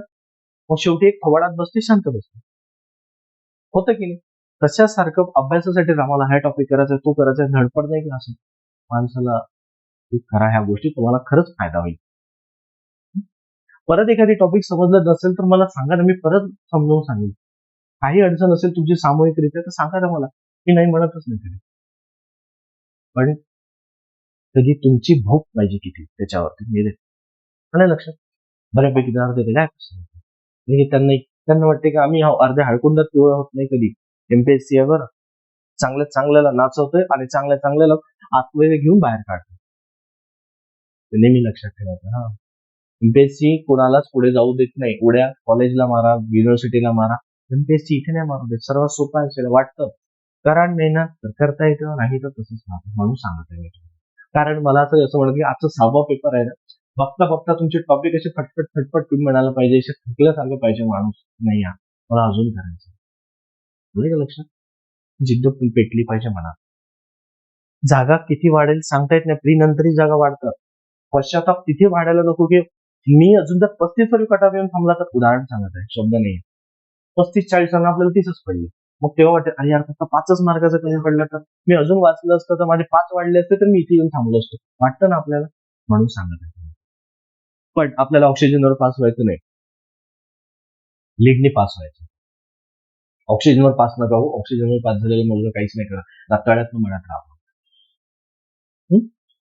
पूर्ण क्वेश्चन पेपर एक साथ घेऊन बसा, असे पटपट पटपट वाचत जा. साईडला ब्लँक पेज बसा घेऊन, काय पटपट आकडेवारी आहे, कलम आहे, पाठ करून टाका. कोणती कलम विचारले, काय विचारले, कशी आलेली आहे, PYQ वाचा. 100% सांगतो ना, इथून 7 दिवसात ती प्री निघते. दुसरी बाजू सुद्धा काढता आली पाहिजे, जिंकता आली पाहिजे. आहे ना 11चं, मी कालही म्हटलं तुम्हाला की 2011चं धोनीचं वर्ल्ड कप जिंकता जिंकता शेवट, हरता हरता शेवट त्यांनी जिंकून दाखवलं ना. इतिहासामध्ये आहे ना त्यांच्या बाजूला, म्हणून एक सांगत आहे. खरा धोनी तर तेव्हापासून उठले बाहेर, सारा जग ओळखायला लागले लुईस धोनी, आहे की नाही. म्हणून सांगतो तुम्हाला की आताही वेळ गेलेली नाहीये. व्यवस्थित करा. जेवढं गरज आहे मी तुमच्यासाठीच मी घेतोय, नाहीतर काय करा तुम्ही. हा, त्या निमित्ताने तुमचं फ्लॅशबॅक होईल, पूर्ण क्वेश्चन पेपर रिवाइज होईल. फटाफट फटाफट काय करायचं काय नाही करायचं असं पुढे जाते. तुम्ही लोक करत नाही. जे आधीचं होतं तेच आता आहे. हे जर पुढे राहील तर मग काय फरक नाही. जुन्या आणि नवीन मध्ये काय फरक नाही. कळलंय का. सर्वांना सांगत आहे. कळलं ना. जाऊ पुढे, मनावर घ्या जरा. काही अडचण असेल तर सांगा, परत टॉपिक एखादी. पण जेवढं झालं तेवढं तरी करा. जिंकण्यापेक्षा मेहनत करून हारा, पण हारा. बरोबर. आता यासोबत लक्षात घ्या, इथे जर विचार केला तर हा मुद्दा कुठे येतो? स्वातंत्र्य चळवळीमध्ये येतो ना पुन्हा. आणि हे जे सर्व नेते आहेत हे कुठले आहे रे? मवाळवादी आहे की नाही? मवाळ गटातले आहेत ना हे सर्व. ते तुमच्या लक्षात येऊन जातं. मग त्यांनी काय म्हटलंय? कोणता व्यक्ती राष्ट्रीय महासभेत सामील झाला नाही परंतु त्यांनी स्वातंत्र्य चळवळीला आर्थिक मदत केली, याचा अर्थ राष्ट्रीय सभा म्हणजे राष्ट्रीय काँग्रेसमध्ये सहभागी झालेला नाही. तुम्हाला दिलेला आहे नोट्समध्ये. बरोबर. जे सहभागी त्यांनी बघा एक प्रश्न मुद्दा दिलेला आहे मी नोट्समध्ये, की ज्यांनी आर्थिक सहकार्य केलेले व्यक्ती. बरोबर. त्यामध्ये एक परत नाव येतं, जिजीभाई. ऐक ना, आहे ना, जिजीभाईंनी सुद्धा केलेलं आहे ना फंडिंग, सपोर्ट केलेला आहे. बरोबर. ते नाव त्याच्यावरती पुन्हा आहेच तो मुद्दा पुढे. मग हे एक नाव पाठ करा, बघा एका मुद्द्यावरती कसा आलेला आहे. चालेल. पुढे बघा. तळमळ अरे तुमची काही निघाले पाहिजे ना, तुम्ही अशा सटकन एका वेळेस. ठीक आहे. आता येतो आपण इथे 1857चा उठाव. मागच्या पेपरला नव्हता पण इथे परत विचारलेला आहे. बरोबर आहे. मग इथे हा महाराष्ट्राचा दिलेला आहे. मग हा मुद्दा तुम्हाला कुठे मिळेल? 11वीच्या इतिहासामध्ये पुस्तकामध्ये पाठ करून टाका ते पुस्तक 11वीचं. आणि 4थीचं भूगोलाचं. ठीक आहे. महाराष्ट्रासाठी इथे बघा, नांगूर, सिगोटे, हर्सूल, पेठ आणि चारही ठिकाणी झालेले तुम्हाला दिलेले आहे उठाव. दिलेले आहे ना. मग इथे त्यांनी काय म्हटलेलं आहे की 1857 रोजी बंडखोरांना मदत केली असा आरोप ठेवून फाशी दिली. बरोबर. भगवंतराव. मग हा लक्षात घ्यायचं की भगवंतराव कोणत्या उठावाशी संबंधित होते? एक. मग याच्यावरती परत प्रश्न तयार होतो, हे ठिकाण आणि तो व्यक्ती त्या ठिकाणी त्यांनी उठाव करून आणलेला. बरोबर. जोडायला प्रश्न तयार होऊन जातोय ना, इथे सरळ सरळ असं. तारीख असं तारीखही बघा, म्हणजे व्यक्ती, तारीख आणि ठिकाण, किंवा व्यक्ती, ठिकाण आणि तारीख. बरोबर. जोडायला प्रश्न तयार होतो. एकतर उठाव आणि तारीख, नाहीतर व्यक्ती आणि ठिकाण. सरळ जोडेला प्रश्न तयार होतो. बरोबर. 11वीच्या पुस्तकात दिलेलं आहे तुम्हाला. मला आठवते एकाच पेजवर असे दिलेले आहे, छोट्या छोट्या भागामध्ये, पण तुम्हाला 1-2 पेजमध्ये दिलेला आहे उठावा. आणि कुठे तर 1857च्या उठाव जे चळवळी आहे ना त्याच्यामध्ये दिलेले. मग गुप्ते पण दिलेले आहे, रामोशांचा उठाव, कोळ्यांचा उठाव, भिल्लांचा उठाव, शेतकऱ्यांचा उठाव, हे सर्व दिलेले आहे. त्याच्यामध्ये हे पण दिलेलं. जो पुढे आणि आधी पण प्रश्न शेतकऱ्यांवरती तसे आलेला आहे तुम्हाला. कुठे झाला तोही आलेला आहे, कोणी केला तोही आलेला आहे, कोणत्या ठिकाणी झाला तोही आलेला आहे. आणि एकाच पॅरेग्राफ मध्ये 3 प्रश्नाचे उत्तर आहे तुम्हाला. तुम्ही बघितलेलं आहे, अंडरलाईन केलेलं आहे. आलं. पुढे बघा आता हा 1905 काय म्हणून पाळला जातो? शोक दिवस. का बरं? बंगालची फाळणी झालेली होती. कोणी केली? बघा, बंगालची फाळणी मी सांगतो, वाटल्यास वगैरे रिवाइज करून घ्या, काय अडचण असेल तर. बघा, बंगालची फाळणी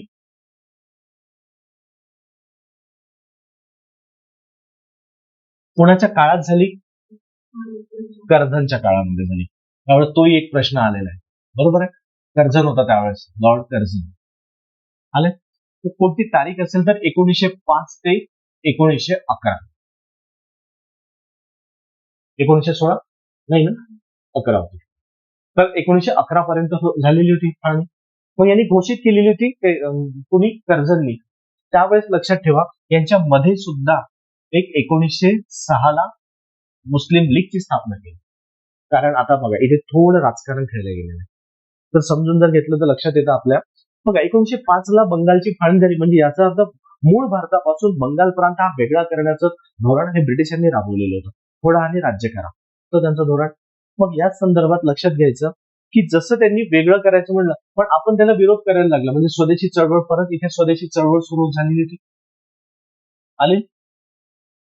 आणि त्याच वेळेस जर म्हटलं तर 1906चं जे काँग्रेस अधिवेशन होतं, त्या अधिवेशनामध्ये सुद्धा मुद्दा होता ना स्वदेशी. कोण होतं 6च्या अधिवेशनाचे अध्यक्ष? कुठे झालेलं होतं अधिवेशन? कलकत्ता. एकदा बघाल कुठे झालं ते. आलं लक्षात? मग कलकत्त्याला झालेलं अधिवेशन दादाभाई नौरोजी 2दा अध्यक्ष का 3दा होते? झांशी 6 आणि बरोबर आहे. एकदा बघा, म्हणजे 1886 म्हणजे दुसऱ्या वर्षी, बरोबर, उमेशचंद्र बॅनर्जी पहिला, दुसरे दादाभाई नौरोजी. तर ह्या अधिवेशनामध्ये त्यांनी अध्यक्षीय भाषणामध्ये त्यांनी स्वराज्य हा शब्द उच्चारलेला होता ना. म्हणजे स्वदेशी चळवळ आला. आणि परत याच्यामध्ये बघा, आता थोडं ट्विस्ट परत येतो, की स्वदेशी चळवळीमध्ये जर विचार केला तर 1906 ला त्यांनी अधिवेशनामध्ये अध्यक्षीय भाषणामध्ये म्हटलं. त्यासोबतच 1905 नंतर खऱ्या अर्थाने काँग्रेसमध्ये जहालांचा प्रवेश झालेला होता. म्हणजे जहाल गटाकडे जायला लागलेले होतं. मग आता इथे ब्रिटिशांनी काय केलं, की इथे तुमचा विरोध यायला लागल्यानंतर लगेच मुस्लिमांना बाजूला घेतलं आणि त्यांना सपोर्ट करायला सुरुवात केली, की तुम्ही तुमचं वेगळं संघटना हे ते करा, आम्ही तुम्हाला सपोर्ट करतो. का तर तुम्हाला भारतीयांपासून किंवा इतर हिंदू संघटनेपासून किंवा हिंदुत्व, जे काही हिंदू देश आहे हिंदुस्थान पासून तुम्हाला त्रास होत आहे. मग त्यांच्या दुःखत्या नशीबवरती बोट ठेवला आणि ब्रिटिशांनी तोच एक विचार केला आणि त्यांना बाहेर कसं काढायचं हे तिथून सुरुवात झाली खऱ्या अर्थाने. जे आजही हिंदू मुस्लिम मध्ये वाद होत आहे, की इथून खऱ्या अर्थाने इथे विष टाकले गेले. बरोबर. आणि मग त्यानंतर 1906 ला जसं मुस्लिम लीगची इथे स्थापना झालेली दिसते ना, आलं लक्षात, मुस्लिम लीग. तर मग त्यांना म्हटलं ना पुढे बघा, 1909च्या कायद्यामध्येच त्यांना वेगळं स्वतंत्र मतदारसंघ देण्यात आले. म्हणजे याचा अर्थ तिथे त्यांनी विष टाकलं ना, त्यांना वेगळं दिलं ना, तुम्ही करा, आम्ही तुम्हाला सपोर्ट करतो.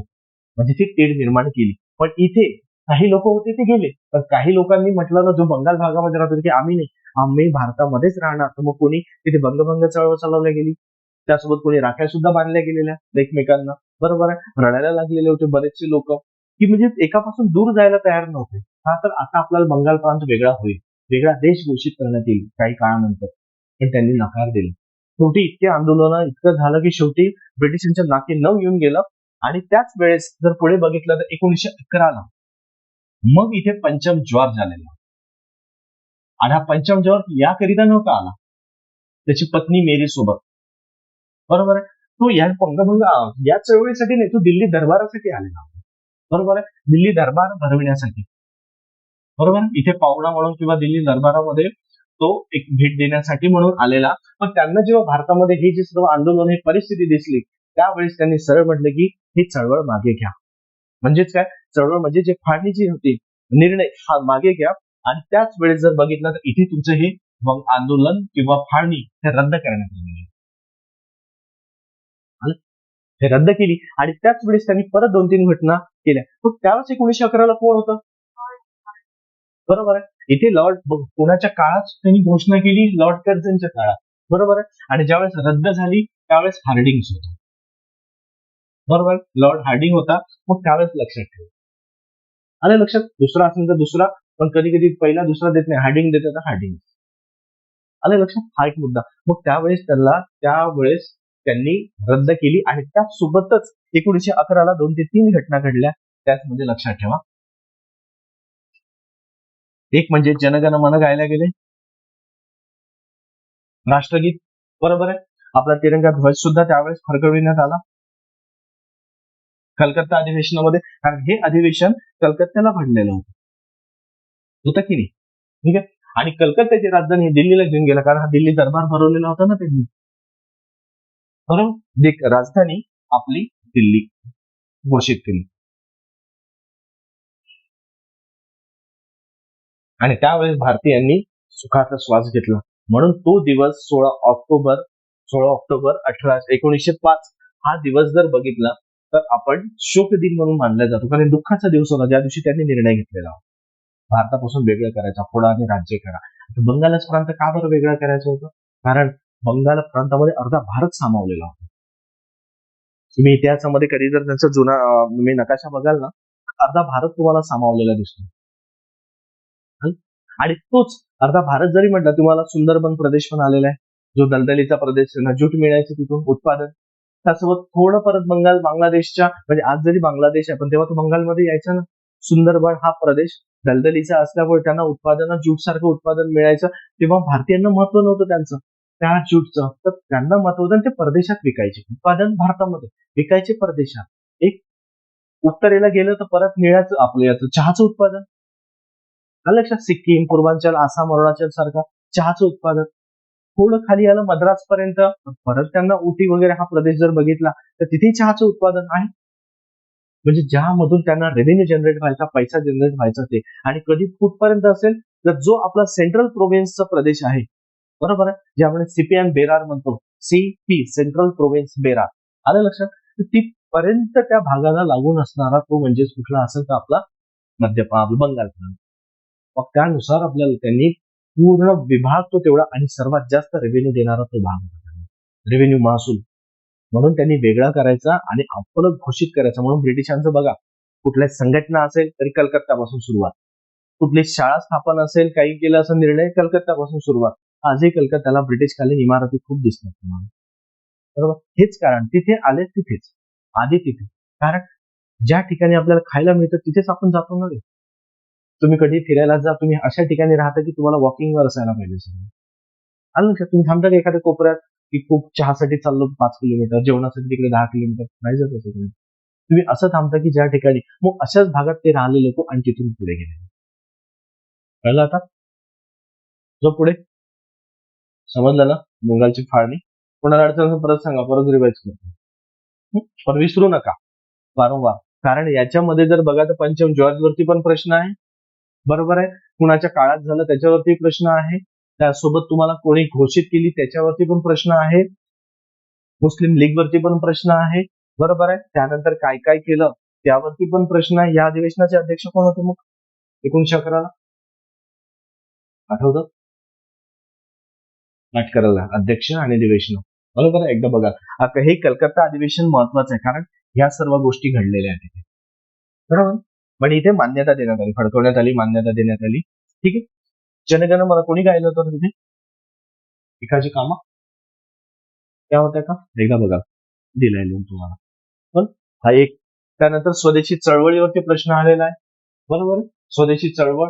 त्यानंतर काँग्रेसमध्ये जहालांचा प्रवेश विधान दिलेला आहे ना, 1905 ते 20 पर्यंतचा काळ, कारण की जहालवाद कुठपर्यंत होता, जोपर्यंत लोकमान्य टिळक जिवंत होते. त्यांचा निधनाचा काळ 1920चा येतो, तर तोपर्यंत 1885 ते 1905 हा मवाळवाद्यांचा, आणि 5 ते 20 पर्यंत हा जहालवाद्यांचा काळ.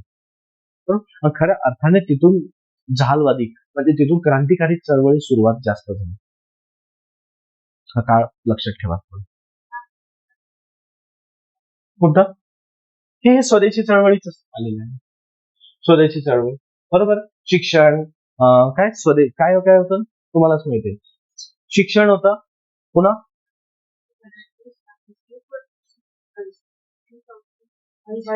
बहिष्कार टाकलेला होता. बहिष्कार कोणावरती? ब्रिटिशांच्या वस्तूंवरती.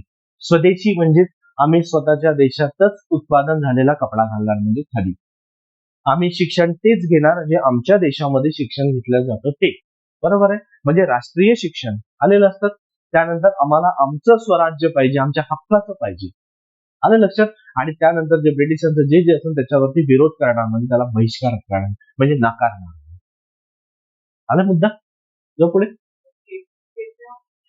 हा परत ते एक मुद्दा लक्षात आहे, बरोबर. याच्या स्वागतासाठी गेटवे ऑफ इंडिया स्थापन करण्यात आलं,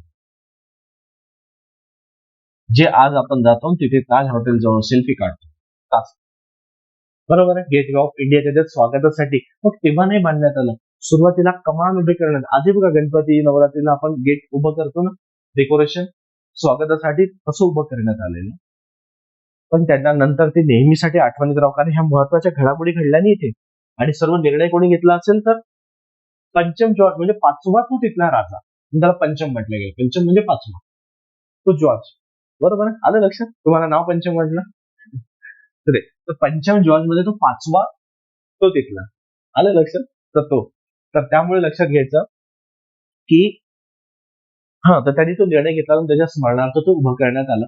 मग त्याला 1914 पासून तो तर निघून गेला, पण 1914ला त्याचं बांधकाम सुरुवात झालं, आणि खऱ्या अर्थाने त्याला बेसॉल्ट दगडाने बांधण्यात आलेलं, बेसॉल्ट खडक वापरण्यात आला. त्याला एक गुजराती शैलीमध्ये बांधण्यात आलाय, खूप वेगळ्या पद्धतीने, आलं. आणि तुम्ही जर आजही गेलं तर अजूनही त्याच ताकदीने उभा आहे तो. 1924ला त्याचं बांधकाम पूर्ण झालं, 100 वर्ष, आणि आज 1924 म्हटलं त्याला 100 वर्ष पूर्ण झालेलं दिसतं, आलंय ना. तर तो मुद्दा येतो त्याच ठिकाणी, ठीक आहे. त्यानंतर 1911ला हवाई परिवहनाची सुरुवात झाली, म्हणजे आपल्या भारतामध्ये खऱ्या अर्थाने काय म्हणतो ना, विमान वाहतुकीची सुरुवात 1911 ला झाली.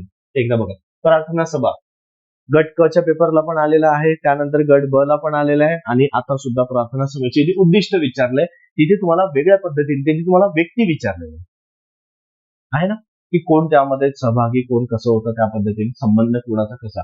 हे प्रार्थना सभेची उद्दिष्ट. आलं लक्षात?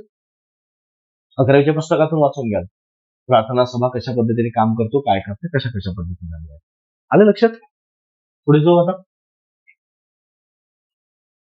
भूमिगत चळवळ कुणी राबवली, ही सुद्धा तुम्हाला आता बघा, इथे काय दिलेलं असतं, प्रथमतः कोणत्या पासून सुरुवात केली, पण परत प्रश्न पण आहे तुम्हाला, कोणी राबवलेली, कोणी चळवळ, कोणत्या भूमिगत चळवळशी संबंधित व्यक्ती.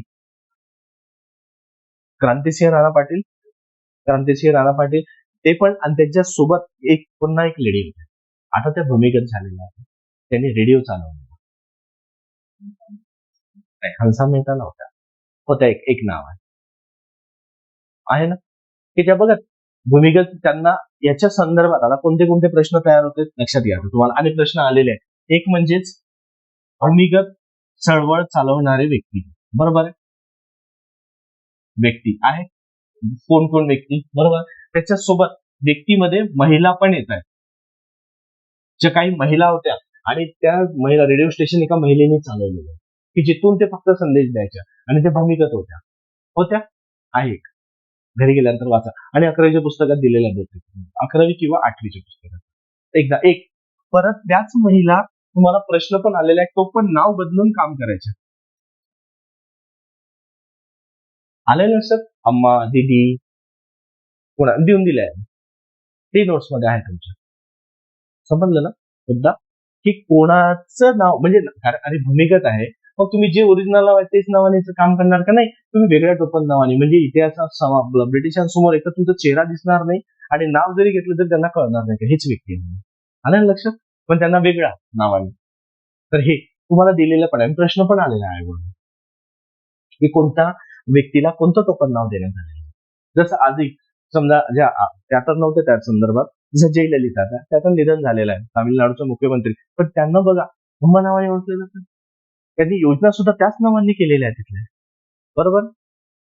2 रुपयामध्ये 1 रुपयामध्ये जेवण काहीतरी होता ना, तर योजना सुद्धा त्यांनी त्यांच्या नावाने देण्यात आलेल्या आहे.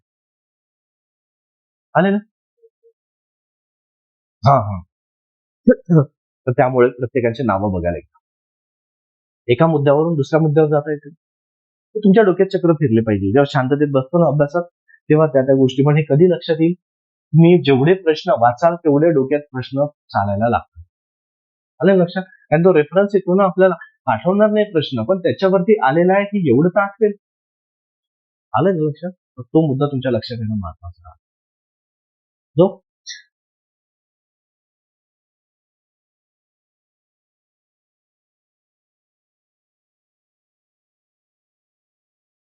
प्राथमिक शिक्षक, हाच तो एक 2-3 पेपरच्या आधी आपण डिस्कस केलेला हा मुद्दा होता. बघा, प्राथमिक शिक्षण सक्तीचे करणारे भारतातील पहिले राज्य, किंवा त्याला आपण संस्थान म्हणू शकतो, राज्य हा मान संस्थानाने मिळविला. त्यामध्ये जर बघितलं तर कोल्हापूर बडोदा संस्थान, बडोदा संस्थान येते, बरोबर, हा बडोदा संस्थानचा येतो भाग, बरोबर, तुमच्या लक्षात राहील, बडोदा संस्थान आहे. सयाजीराव गायकवाड तिसरे, अरे बरं, यांच्यासोबत इथे काम करणारे सयाजीराव गायकवाड. आणि त्या दिवशी जो मुद्दा होता तो कुठला होता,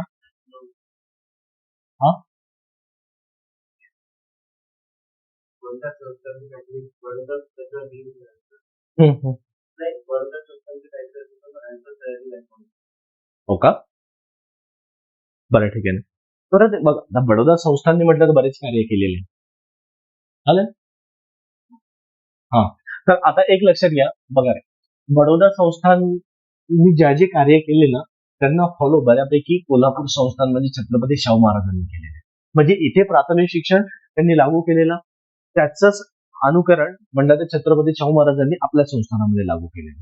मला लक्षात, त्यांनी परत विधवा पुनर्विवाहावरती पण कार्य केलेलं आहे, महाराजांनी पण केलेलं आहे, म्हणजे शाहू महाराजांनी पण कार्य, आलं लक्षात. त्यानंतर त्यांनी सुद्धा त्यांच्या भागामध्ये ज्या ज्या गोष्टी करण्याचा प्रयत्न केला, तर त्यांचा बऱ्यापैकी महाराजांनी किंवा छत्रपती शाहू महाराजांनी म्हणाल ना, तर त्याचं अनुकरण केलेलं आहे या संस्थानांमध्ये. बरोबर आहे. तर ते एक लक्षात घेणं महत्वाचं राहतं की त्यांनी कशा पद्धतीने कार्य केलं. आता एक लक्षात घ्यायचं, हे जर झालं बडोदा संस्थान, ज्यांनी प्राथमिक शिक्षणासाठी पहिले कार्य केलेले. परत एक, मग त्याच वेळेस लक्षात घ्या, कोल्हापूर बडोदा संस्थान सुद्धा मग आलेलं त्यामध्ये एक. मग औंध आणि सातारा संस्थान जर म्हटलं तर कुठे येतं? औंध संस्थानामध्ये काय झालेलं होतं? वाचलंय का? हा?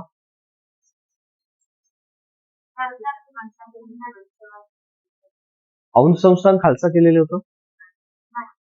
सातारा संस्थान खालसा पहिलं संस्थान आहे का ते? कोणी केलं ते खालसा? डलहौसीने. कोणत्या वर्षी? बरोबर. खालसा झालेलं संस्थान 1848 ला पहिल्यांदा आल्या आल्या तिथे. मग त्या संस्थानामध्ये सातारा संस्थानामध्ये कोण होतं? त्यावेळेचे संस्थानिक कोण होते साताऱ्याचे? प्रताप सिंग. ते निपुत्रिक होते. बरोबर आहे. म्हणून त्यांना निपुत्रिकच वारले ते. तर त्यांना म्हणजे मुलगा नव्हता, कुठलाही वारस नव्हता. मग अशा वेळेस त्यांनी काय केलं, ते दत्तक घेण्याचा प्रयत्न केला. पण त्यांना वाटलं, आणि सातारा संस्थान हे मराठ्यांचं हृदय होतं. आजही बघा ना, महाराजांची गादी तिथेच आहेत ना.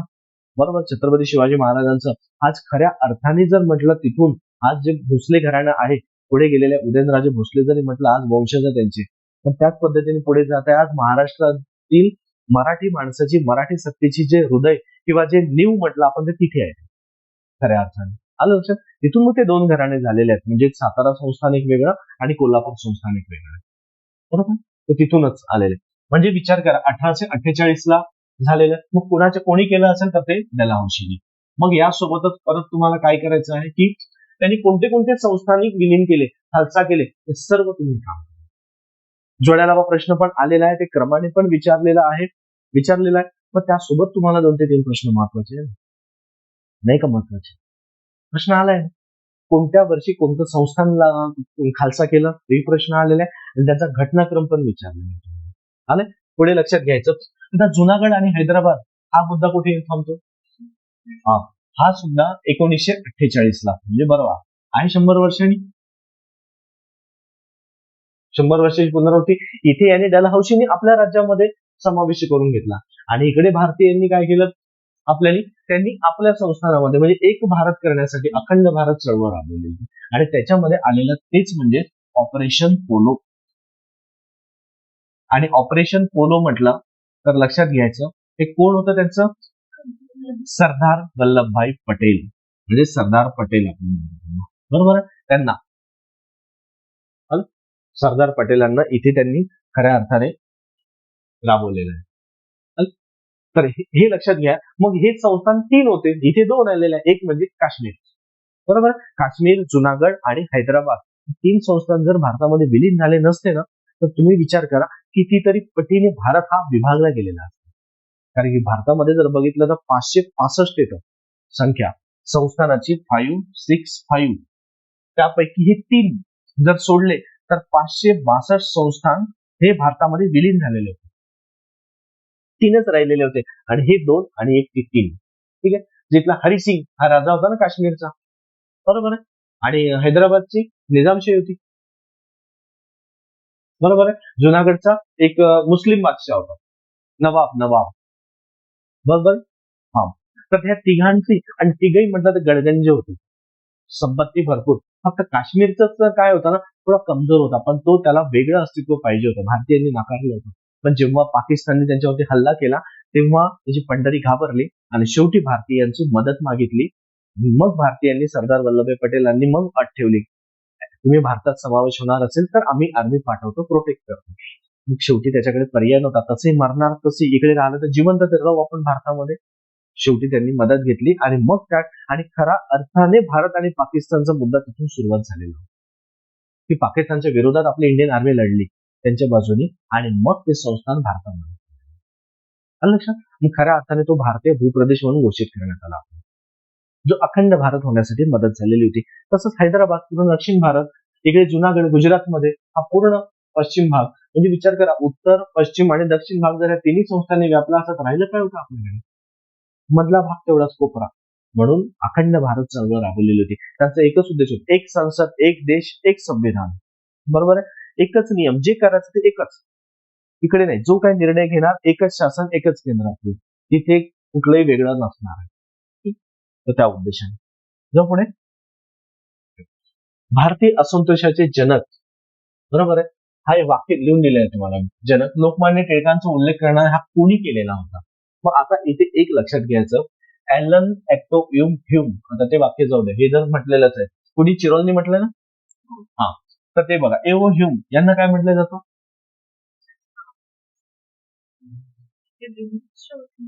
काँग्रेसचे जनक, संस्थापक, म्हणजे काँग्रेसचे जनक किंवा काँग्रेस स्थापनेच्या वेळी त्यांनी केलेली मदत होती त्यांनी, बरोबर आहे. हे ए ओ ह्यूम यांना पण म्हटलं जाते. ए ओ ह्यूम म्हणजे ॲलन ॲक्टोव्हियन ह्यूम, एकच नाव आहे. अरविंद घोष यांनी काय काय केलं? कोणतं वृत्तपत्र काढलं होतं? युगांतर आणि संध्या, बरोबर. परत त्यांनी कुठल्या संघटनेशी काही संबंधित आहे का? अनुशीलन समिती, आले लक्षात. तर ह्या सर्व गोष्टी पुढे घेऊन चालतात. आले लक्षात. एक बघून घ्यायचं, अरविंद घोष कोण होते, काय होते, त्यांनी काय काय कार्य केले. आले.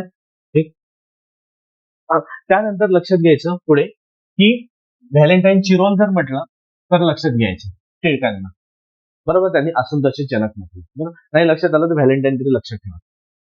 ठीक आहे, हा एक.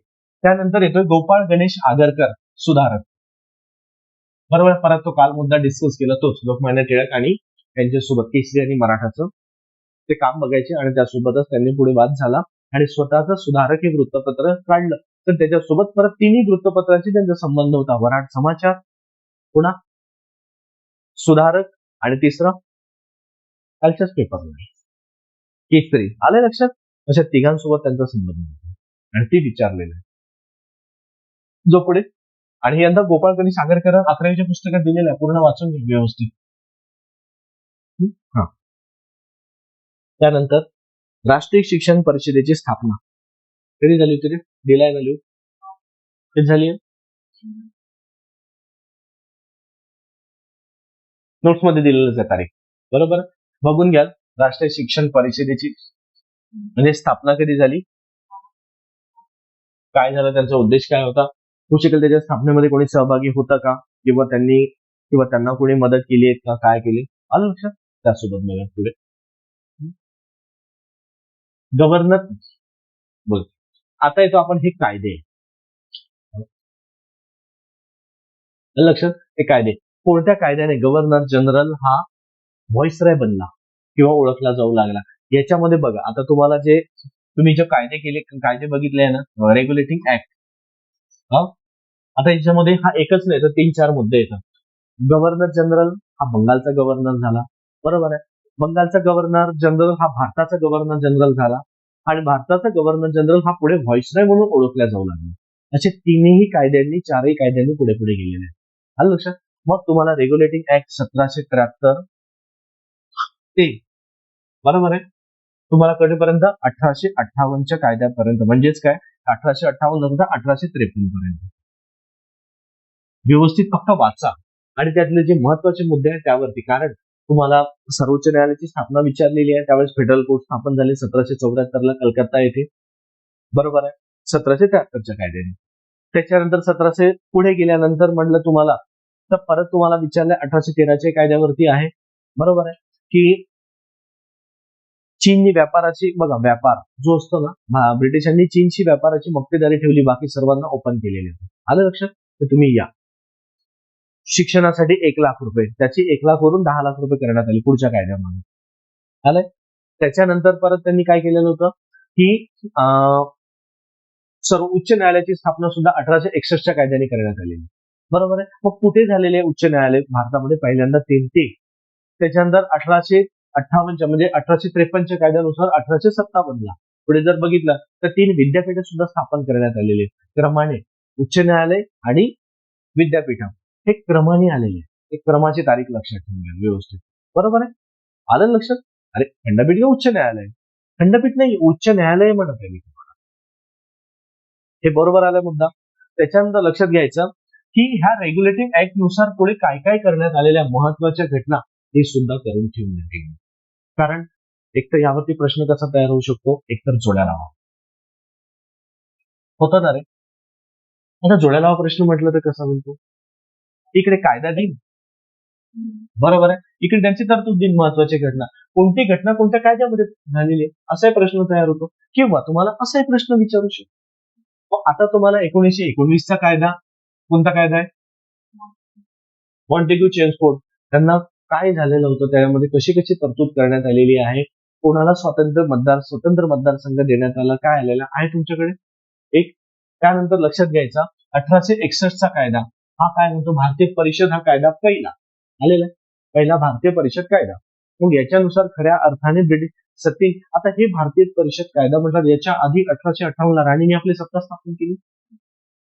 बरोबर आहे, राणीने आपली सत्ता स्थापन केली आणि पुढे 1861 कायदा करून मग पुढे खऱ्या अर्थाने भारतीय परिषद स्थापन करून पुढे पुढे जायला लागली. आलेला दुसरा मुद्दा.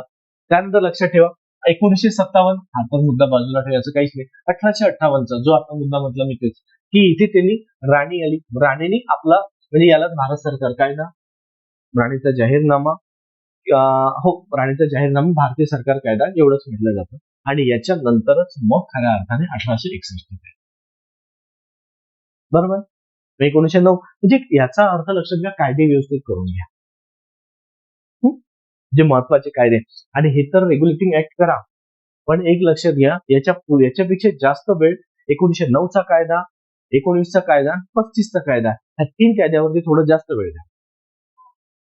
आलं लक्षात. हे बाकीचे तर कायदे महत्वाचे आहेच, तुम्हाला आहे नाही असं नाहीये, त्यातले महत्वाचे तरतूद ऐकून करून घ्या त्यांच्यामध्ये. ठीक. त्यानंतर येतोय आपण हरिजन संघाची स्थापना कोणी केली. आता इकडे बघा, हरिजन संघ करून घ्यायचा व्यवस्थित, बरोबर आहे. डॉक्टर बाबासाहेबांना एकदा पुस्तकामधून त्यांची माहिती वाचून घ्याल. दादाभाई नौरोजी, महात्मा गांधी आणि गोपाळकृष्ण गोखले तुम्ही बघितलेलं असेल, बरोबर. आता गोपाळकृष्ण गोखले सुद्धा काँग्रेसच्या अधिवेशनामध्ये होते, अध्यक्ष पण राहिलेले आहे. त्यांनी काँग्रेस आपल्या कायदे मंडळामध्ये अर्थसंकल्पावरती चर्चा पण केलेली आहे. त्यासोबतच त्यांनी महात्मा गांधींनी सुद्धा 1924चा पहिल्यांदा काँग्रेसचे अधिवेशनाचं अध्यक्षपद भूषविलेलं आहे बेळगाव येथे. त्यानंतर दादाभाई नौरोजी यांनी सुद्धा 3 अधिवेशनाचं अध्यक्षपद भूषविलेलं आहे, बरोबर आहे. त्यासोबतच डॉक्टर बाबासाहेब आंबेडकरांनी काय काय कार्य झालेलं आहे सर्व वाचून घ्या. मला असं म्हणायचंय, वाचनाचं पण वाचून घ्या. आलं लक्षात, आलं लक्षात. तर त्यानंतर ठीक, पुढे चला. आता येऊ इथे तुम्हाला 11वीच्या पुस्तकावर. हा प्रश्न आलेला आहे ना रे, बघा तुम्हाला दामोदर सावरकरांवरती पण आलेला आहे, कांदेनेवरती पण आलेला आहे, ढिंगरावरती पण आलेला आपण आता वाचले सुरुवातीपासून, आपण जे पेपर बघे त्यापैकी आहे का? बरोबर. कारण मित्रमेळा संघटना, बरोबर, मित्रमेळा संघटना, ही मित्रमेळा होण्याच्या आधी किंवा मित्रमेळा संघटनेचं रूपांतर कशामध्ये झालेलं आहे?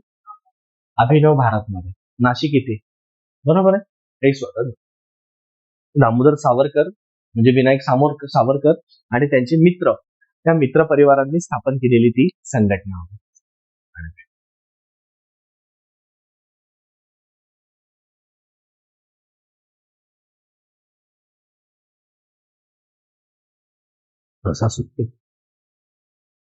कंटिन्यू बोलू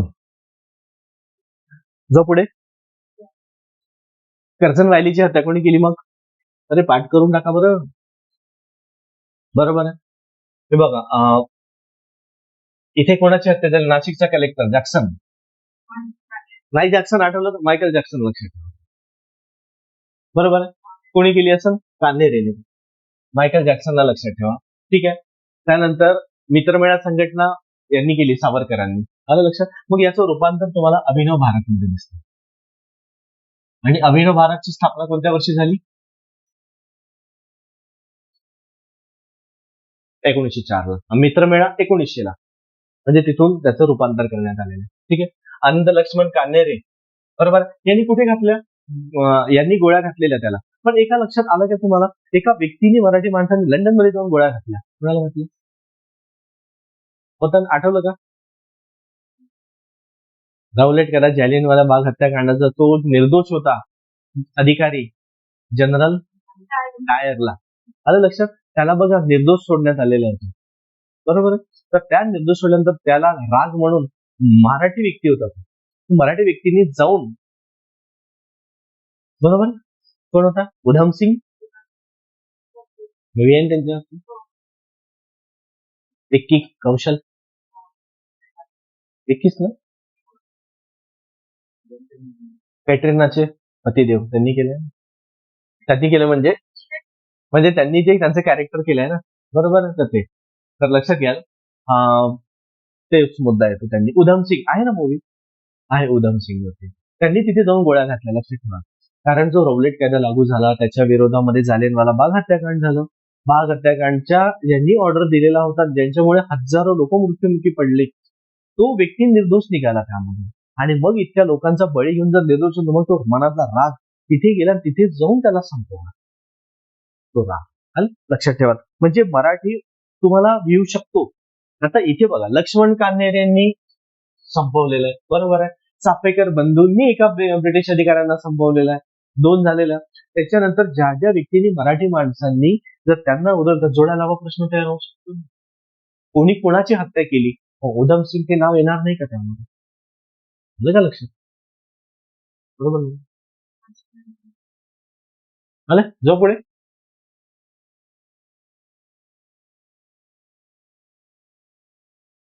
जगन्नाथ शंकर सेठ, इथले नाना शंकर सेठ, बरोबर आहे.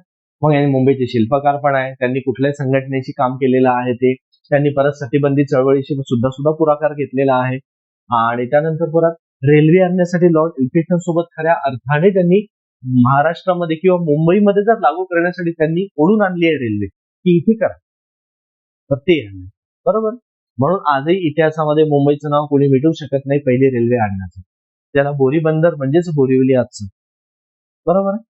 आणि ते येतं ते ठाणे, 34 किलोमीटर, बरोबर आहे. तर ते लागू झाले रेल्वे, तर तेच येतं त्या ठिकाणी, बरोबर आहे. तर यांनी, बरोबर आहे. मग यांच्याच विरोधात जर आपण इथे जर म्हटलं की यांच्या सोबत यांनी काम केले, यांनाच नाना सुद्धा म्हणतात. हे खूप सोन्याची हिऱ्याचे व्यापारी होते त्या काळामध्ये, बरोबर आहे. रेल्वे कंपनी होती त्यांची, त्यांनी त्या रेल्वेला सपोर्ट केलेला यांनी, बरोबर आहे. मग त्यासोबत लक्षात घ्यायचं की मुंबईचे शिल्पकार आलेले. मग हे उत्तर म्हणलं ए कुठे कुठे येतं, हा ऑप्शन कटला, हा ऑप्शन कटला. शिल्पकार म्हणतात ना त्यांना, तसं एडिट करत जायचं, पहिले काढून टाकायचं. आता विचार किती, 2 वरतीच करणार ना मग.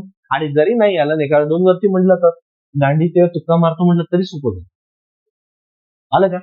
सोपं जातं. त्यानंतर न्यू इंग्लिश स्कूलची स्थापना, मुंबई प्रांताच्या कायदे मंडळाचे सदस्य, मुंबई विद्यापीठाचे पहिले फेलो. आलं लक्षात? A B D. न्यू इंग्लिशची स्थळाची स्थापना इथे येतं, टिळक येतं. टिळक, आगरकर, चिपळूणकर ते येतं, बरोबर. तर आणि हे कुठे झाली ती पुणे. मग पुण्याचा आणि यांचा काय संबंध नाही ना, यांचा संबंध मुंबईचा, बरोबर आहे. म्हणून तुम्हाला आलं लक्षात. ऑप्शन बघा, माहित नसलं ना तरी जे माहित आहे त्याला बाजूला काढा, बरोबर पोहोचता आहे. स्मार्ट वर्क थोडं करा, त्याला सवय लावा. बरं, प्रत्येक मी म्हणत नाही, प्रत्येक जर उत्तर शोधत बसले ना तुम्ही, ह्या 4 उत्तरातून बाहेरच पडत नाही. तुम्ही ह्या 2 उत्तरामध्ये जास्त कन्फ्युजन होणार. बीसीडी करू का एसीडी करू, आलं लक्षात. हा एक ऑप्शन येऊन जातो, ठीक आहे. चला पुढे. आद्य क्रांतिकारक वासुदेव बळवंत फडके, आलं लक्षात. त्यांना वासुदेव इथेच नाव आलेलं आहे, आद्य क्रांतिकारक म्हणून म्हटलं जातं त्यांना, ठीक आहे. मग वासुदेव बळवंत फडके यांना जर आद्य क्रांतिकारक म्हणत आहे, तर विचार करा ना, राजा राममोहन राय यांना सुद्धा बरेच उपनाव दिले आहे ना. समाज प्रबोधनकार म्हटलं गेलेलं आहे, आधुनिक भारताचे समाज सुधारक किंवा जनक म्हटलं गेलेलं आहे. हे सर्व त्यामध्ये दिले, ते एक बघा. मग यांनी परत काय, मग ब्राह्मण समाज सर्वच म्हणजे यांच्याशी निगडीत पूर्णच करून टाका, कारण यांचं शतक हे महत्वाचं आत्ताच. त्यांना 200 वर्ष पूर्ण होत आलेले. ब्राह्मण समाजाला 28ला 200 वर्ष पूर्ण होईल. रामजी श्यामजी कृष्ण वर्मा ते एकदा बघून घ्या, हे कोणत्या एका संघटनेशी संबंधित होते, कारवायांसोबत, बरोबर. काहीतरी कुठल्या तरी क्रांतिकारी कारवाई, एकदा मला आठवत नाही, तुम्ही एकदा बघा, होतं ना, कुठल्या तरी एकाशी संबंधित आहे ते. आणि प्रश्न आलेला आहे, बरोबर आहे. त्याच नंतर तुम्हाला विनायक दामोदर सावरकर, आताच अभिनव भारत मित्र मेळा, हे सर्व आलं त्यामध्ये. परत यांचं पुस्तक 1857च्या याच्यावरती त्यांनी पुस्तक लिहिलेलं आहे, 1857च्या उठावावरती आहे ना. स्वातंत्र्य समर ते पण, कारण 1857 तुम्हाला ते विचारलेलं आहे. तुम्हाला साहित्य कोणी काय काय उद्देश केलेला आहे, लिहिलेला आहे तुम्हाला, आहे ना त्यावरती, त्या उद्देशाने हा ते विचारलेलं आहे तुम्हाला, कोणी काय काय लिहिलं साहित्यावरती. हा, कंव आणि शिका, अरे हा प्रश्न राहून गेलेला होता. गरीब मुलांचे शिक्षण, कंव आणि शिका कोणाची होती योजना, ज्याला आज रयत शिक्षण संस्था म्हणतो आपण, बरोबर आहे, कर्मवीर भाऊराव पाटलांची. ठीक आहे, पण इथे परत महर्षी विदा शिंदे, बरोबर आहे, विठ्ठल शिंदे जे आलेले असतात ना, तो तुम्हाला बरोबर आहे, इथे 10 दिलंय, पण विठ्ठल रामजी शिंदे पण आपण म्हणतोय ना त्यांना, लक्षात, त्यांनी सुद्धा कार्य केलेलं आहे. सोबत आगरकरांचं पण आहे, महात्मा फुलेंचं पण आहे, डॉक्टर बाबासाहेब आणि महात्मा फुले, या सर्वांना एकदा वाचा. सर्व तुम्हाला 11वीच्या पुस्तकात काय वाचायला मिळणार, महाराष्ट्राचे इतिहास, काही कुठे धडपडायची गरज नाही, फक्त प्रामाणिकपणे वाचा. आलं, हा पुढे त्यानंतर येतोय 0 ते 6 वयोगट लिंग गुणोत्तर लोकसंख्या, पाठ करून टाका. त्यानंतर येतोय महाराष्ट्रातील दुसरे सर्वात उंच शिखर. आता दुसरी विचारलेलं आहे ते येतं साल्हेर मुल्हेर, बरोबर आहे, पण इथे दुसरे विचारले, पहिला कळसुबाई 1646, किती आहे याचं, 1567, आणि तोरणाचं 14 मीटर येतो तोरणा. महाराजांनी पहिलं स्वराज्याचं तोरण बांधलं तोच किल्ला, तोरणा किल्ला, बरोबर. एक, त्यानंतर साल्हेर नाशिक मध्ये येतं, बरोबर. त्यानंतर हा पुणे जिल्ह्यामध्ये येतो, आणि कळसुबाई नगर आणि नाशिकच्या सीमेवरती येतो, बरोबर. एक, घोडव हे वेगळं चाललेलं आहे, माझ्याही वाचण्यात नाही आलेलं आहे, तुम्हाला मिळालं तर बघायला एकदा, ठीक आहे. एक लक्षात घ्यायचं, परत याच्यावरती प्रश्न, एक शिखर, अरे शिखर आणि उंची प्रश्न आलेला आहे तयार, बरोबर आहे. एक शिखर आणि जिल्हा, बरोबर, शिखर आणि जिल्हा, परत ह्या उंचीनुसार क्रम पण प्रश्न तयार होतो, उडता रकम चढता क्रम, आणि याच्या सोबत सर्व जाऊन नकाशामध्ये पण विचारू शकतात. उत्तर दक्षिण क्रम नकाशामध्ये जरा थोडं बारकाईने करा, ज्यांनी ते पुस्तक घेतलंय नकाशाचं तुमच्याकडे आहेच, बारकाईने बघा, एक एक मुद्दा, फक्त इथे जरी सोपा आला तर नाही असं नाही येणार, एकदा सोपा येईल, दुसऱ्यांदा सोपा, प्रत्येक वेळेस सोपा येईल असं नाही येणार, आले ना. हा, त्याच्यावर आता इकडे लक्षात परत एक मुद्दा येतो, जे जोड नावं आलेलं ते फक्त नाशिक जिल्ह्यामध्ये, मांगी तुंगी, अंकाई टंकाई, साल्हेर मुल्हेर, हे जोड नावं जर प्रश्न आलाय ना, म्हणजे असे कधी पण हे तुम्हाला नाशिक जिल्ह्यामध्ये घेऊन जातो, त्यामुळे लक्षात घ्या. पुढे इथे 2011च्या जनगणनेनुसार स्त्री साक्षरतेचं प्रमाण अधिक लोकसंख्येमध्ये वाचून घ्या, आणि येथे तुम्हाला आतापर्यंत लोकसंख्या महाराष्ट्राचीच विचार आली आहे ना, पण महाराष्ट्राच्या लोकसंख्येवरती जास्त फोकस करा, भारताच्या नंतर बघू, आकडेवारी पाठ करून टाका. पहिले जलविद्युत केंद्र पोली, पण पहिले जरी विचारले तर मग पूर्ण जलविद्युत केंद्र कोणत्या नदीवर आहे, कोणत्या वर्षी स्थापन झाले आणि कधी स्थापन झालेले, आलं लक्षात. एक, त्यासोबत लक्षात घ्यायचं, मग हा वीर जर म्हटलं, वीर प्रकल्प कोणत्या नदीवरती येतोय, राधानगरी, भोगावती, आलं लक्षात. राधानगरीचा भोगावती प्रकल्प आलेला आहे, बरोबर. भोगावती नदीवरती राधानगरी धरण बांधण्यात आलेलं आहे, आणि यालाच परत राधानगरी अभयारण्य पण म्हटलं गेलेलं आहे, जे की आधी दाजीपूर होतं, गव्यासाठी प्रसिद्ध होतं, आणि या धरणाच्या जलाशयाला लक्ष्मीसागर म्हटलं जाते, कारण छत्रपती शाहू महाराजांच्या पत्नी होत्या लक्ष्मीबाई, त्यांनी ते उद्घाटन केल्यामुळे लक्ष्मीसागर म्हटलं गेलं, बरोबर. हा एक. कोयना, जो महाराष्ट्रातील सर्वात मोठा प्रकल्प आहे, बरोबर. कोयना नदीवरचा कोयना, ज्या ठिकाणी त्याची क्षमता 1920 आलेली आहे, बरोबर, मेगावॅटची क्षमता आहे त्याची. त्यासोबतच कोयना सातारा जिल्ह्यामध्ये आलेला आहे, आले. शिवसागर म्हटलं गेलेलं त्याला धरणाला, आणि परत जलाशय आणि नाव त्याला ते पण विचारलेलं आहे तुम्हाला जोडायला. खोपोली कुठे येतो रे, बरोबर आहे, रायगडमध्ये आल्यानंतर त्याच ठिकाणी तो जो प्रकल्प आहे, तर तुम्हाला पहिला जलविद्युत प्रकल्प आलेला आहे. हा, मग परत तुम्हाला लिहून दिलेलं आहे, क्षमतेने लहान आणि क्षमतेने सर्वात मोठा, आलं लक्षात. ते पण एकदा बघून घ्या, कोणत्या वर्षी कुठे झाले, कोणत्या नदीवरती कोणता प्रकल्प आहे, कोणत्या जिल्ह्यात आहे, कोणते, त्याची क्षमता किती आहे, क्षमतेनुसार क्रम आणि वर्षानुसार क्रम, बरोबर. आणि नदी आणि प्रकल्प असा पण आलेला आहे, नदीसोबत जलसिंचन पण विचारलेलं आहे, कोणती जलसिंचन योजना कोणत्या वर्षी लागू करण्यात आलेली आहे, किंवा कोणत्या नदीवरती कोणती जलसिंचन योजना आहे. आलेला आहे ना प्रश्न तुम्हाला. तर चक्र फिरत आहे, घुमून फिरून येऊन थांबतो तिथेच. पृथ्वी गोल आहे ना, तसंच अभ्यासिक गोल आहे. चक्र घुमून फिरून तिथेच. फक्त काय आहे तेच टॉपिक आहे, तुमचा आयोग वेगवेगळ्या पद्धतीने विचारणार. म्हणून रिव्हिजन जास्त करा, अभ्यास कमी, म्हणजे वाचन कमी करा. त्याचा एकदा वाचन झालं, 2 झालं, तेच गोष्ट वारंवार करत राहा. भारताचे हूर म्हणून ओळखले जातात. बरोबर. पुस्तकात दिलंय ना, कोणत्या पुस्तकात? 10वीच्या.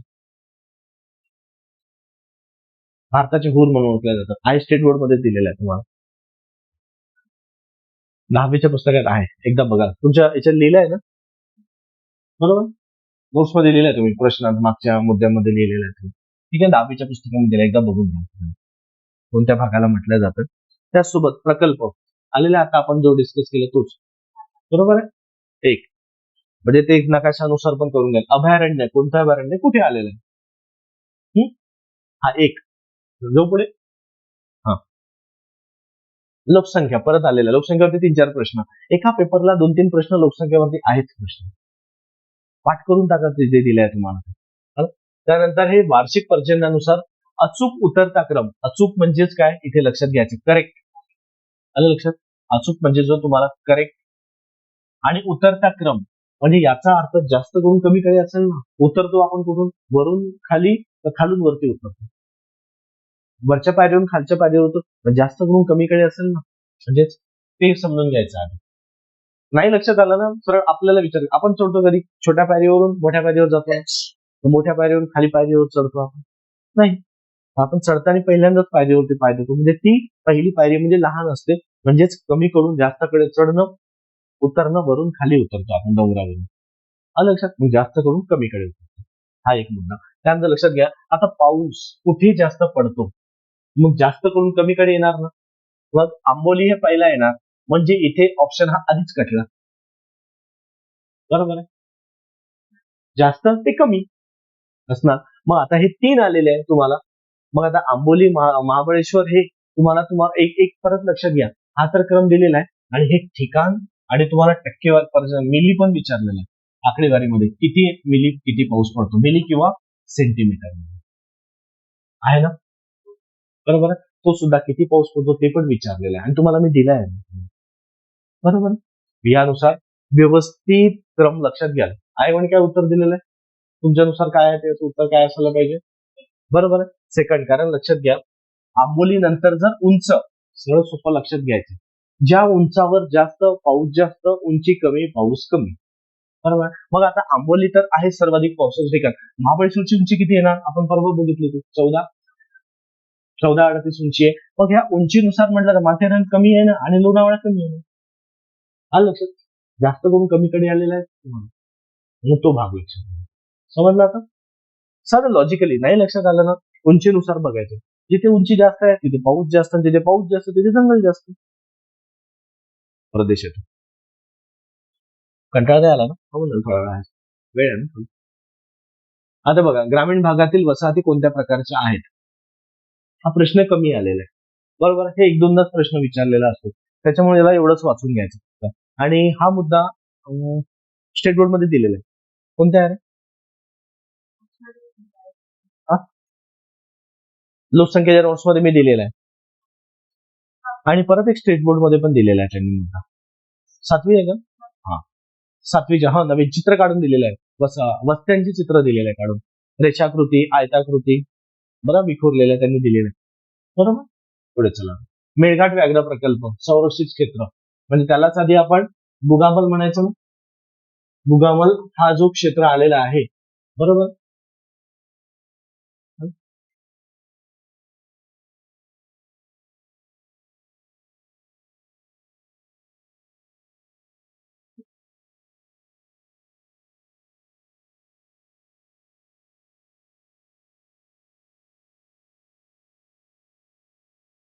हा, गेले. मेळघाट व्याघ्र प्रकल्प हा संरक्षित क्षेत्र म्हणून ओळखला जातो. बरोबर. मग याला आधी गोगामल जो अभयारण्य आलेला आहे, तर याचा हा अनुभव इथे येतो, त्याला घोषित करण्यात आला मेळघाट व्याघ्र प्रकल्प. एक मुद्दा त्यानुसार येतो. चांदोली अभयारण्यामध्ये तुम्हाला येतो सह्याद्री व्याघ्र प्रकल्प आहे. आणि चांदोली हे 4 जिल्ह्यांमध्ये आलेलं आहे. सातारा, सांगली, कोल्हापूर आणि रत्नागिरी आलेलं आहे. 4 याला परत फुलपाखरांचा स्वर्ग सुद्धा म्हटलं जातंय. आलं लक्षात, फुलपाखरू. त्यासोबतच येतो संजय गांधी. कुठे आलेले? मुंबई, बोरिवली आलेले. मुंबई उपनगर या ठिकाणी शहरामध्ये असणारं पहिलं अभयारण्य, बरोबर आहे, पहिलं राष्ट्रीय उद्यान. त्यासोबत इंदिरा गांधी प्रकल्प कुठे येतो? नाही माहित ना, सोडून द्या, टेन्शन घेऊ नका त्याचं. आता इकडे बघा, हा जो मेळघाट जर म्हटलं तर भारतामध्ये जेव्हा 9 व्याघ्र प्रकल्प घोषित करण्यात आले त्यापैकी तो एक होता. आलं लक्षात? भारतामध्ये जेव्हा 9 व्याघ्र प्रकल्प घोषित केले त्यापैकी हा एक येतो महाराष्ट्रातला. म्हणजे याचा अर्थ महाराष्ट्रामधला पहिला व्याघ्र प्रकल्प आहे ना, बरोबर आहे. हे तुमच्या लक्षात येतं ना, महाराष्ट्रातील पहिला व्याघ्र प्रकल्प. समजलं आता? आणि मग कधी स्थापन झाला असेल? 1973 ला. कारण 1972 ला वाघांना राष्ट्रीय प्राण्याचा दर्जा देण्यात आला.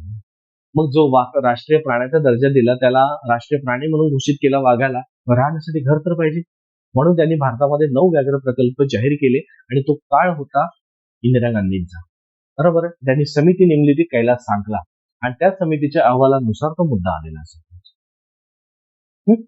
मग त्यापैकी 9 पैकी आठवतंय का काही?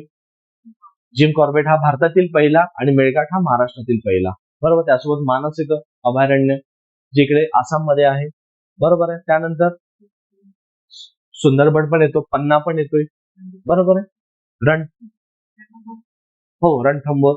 म्हणजे अशा पद्धतीचे पूर्ण 9 व्याघ्र प्रकल्प तिथे घोषित करण्यात आले. व्हिडिओ पण टाकलेले आहेत मी मागे. आणि सिमलीपाल ओडिशामध्ये.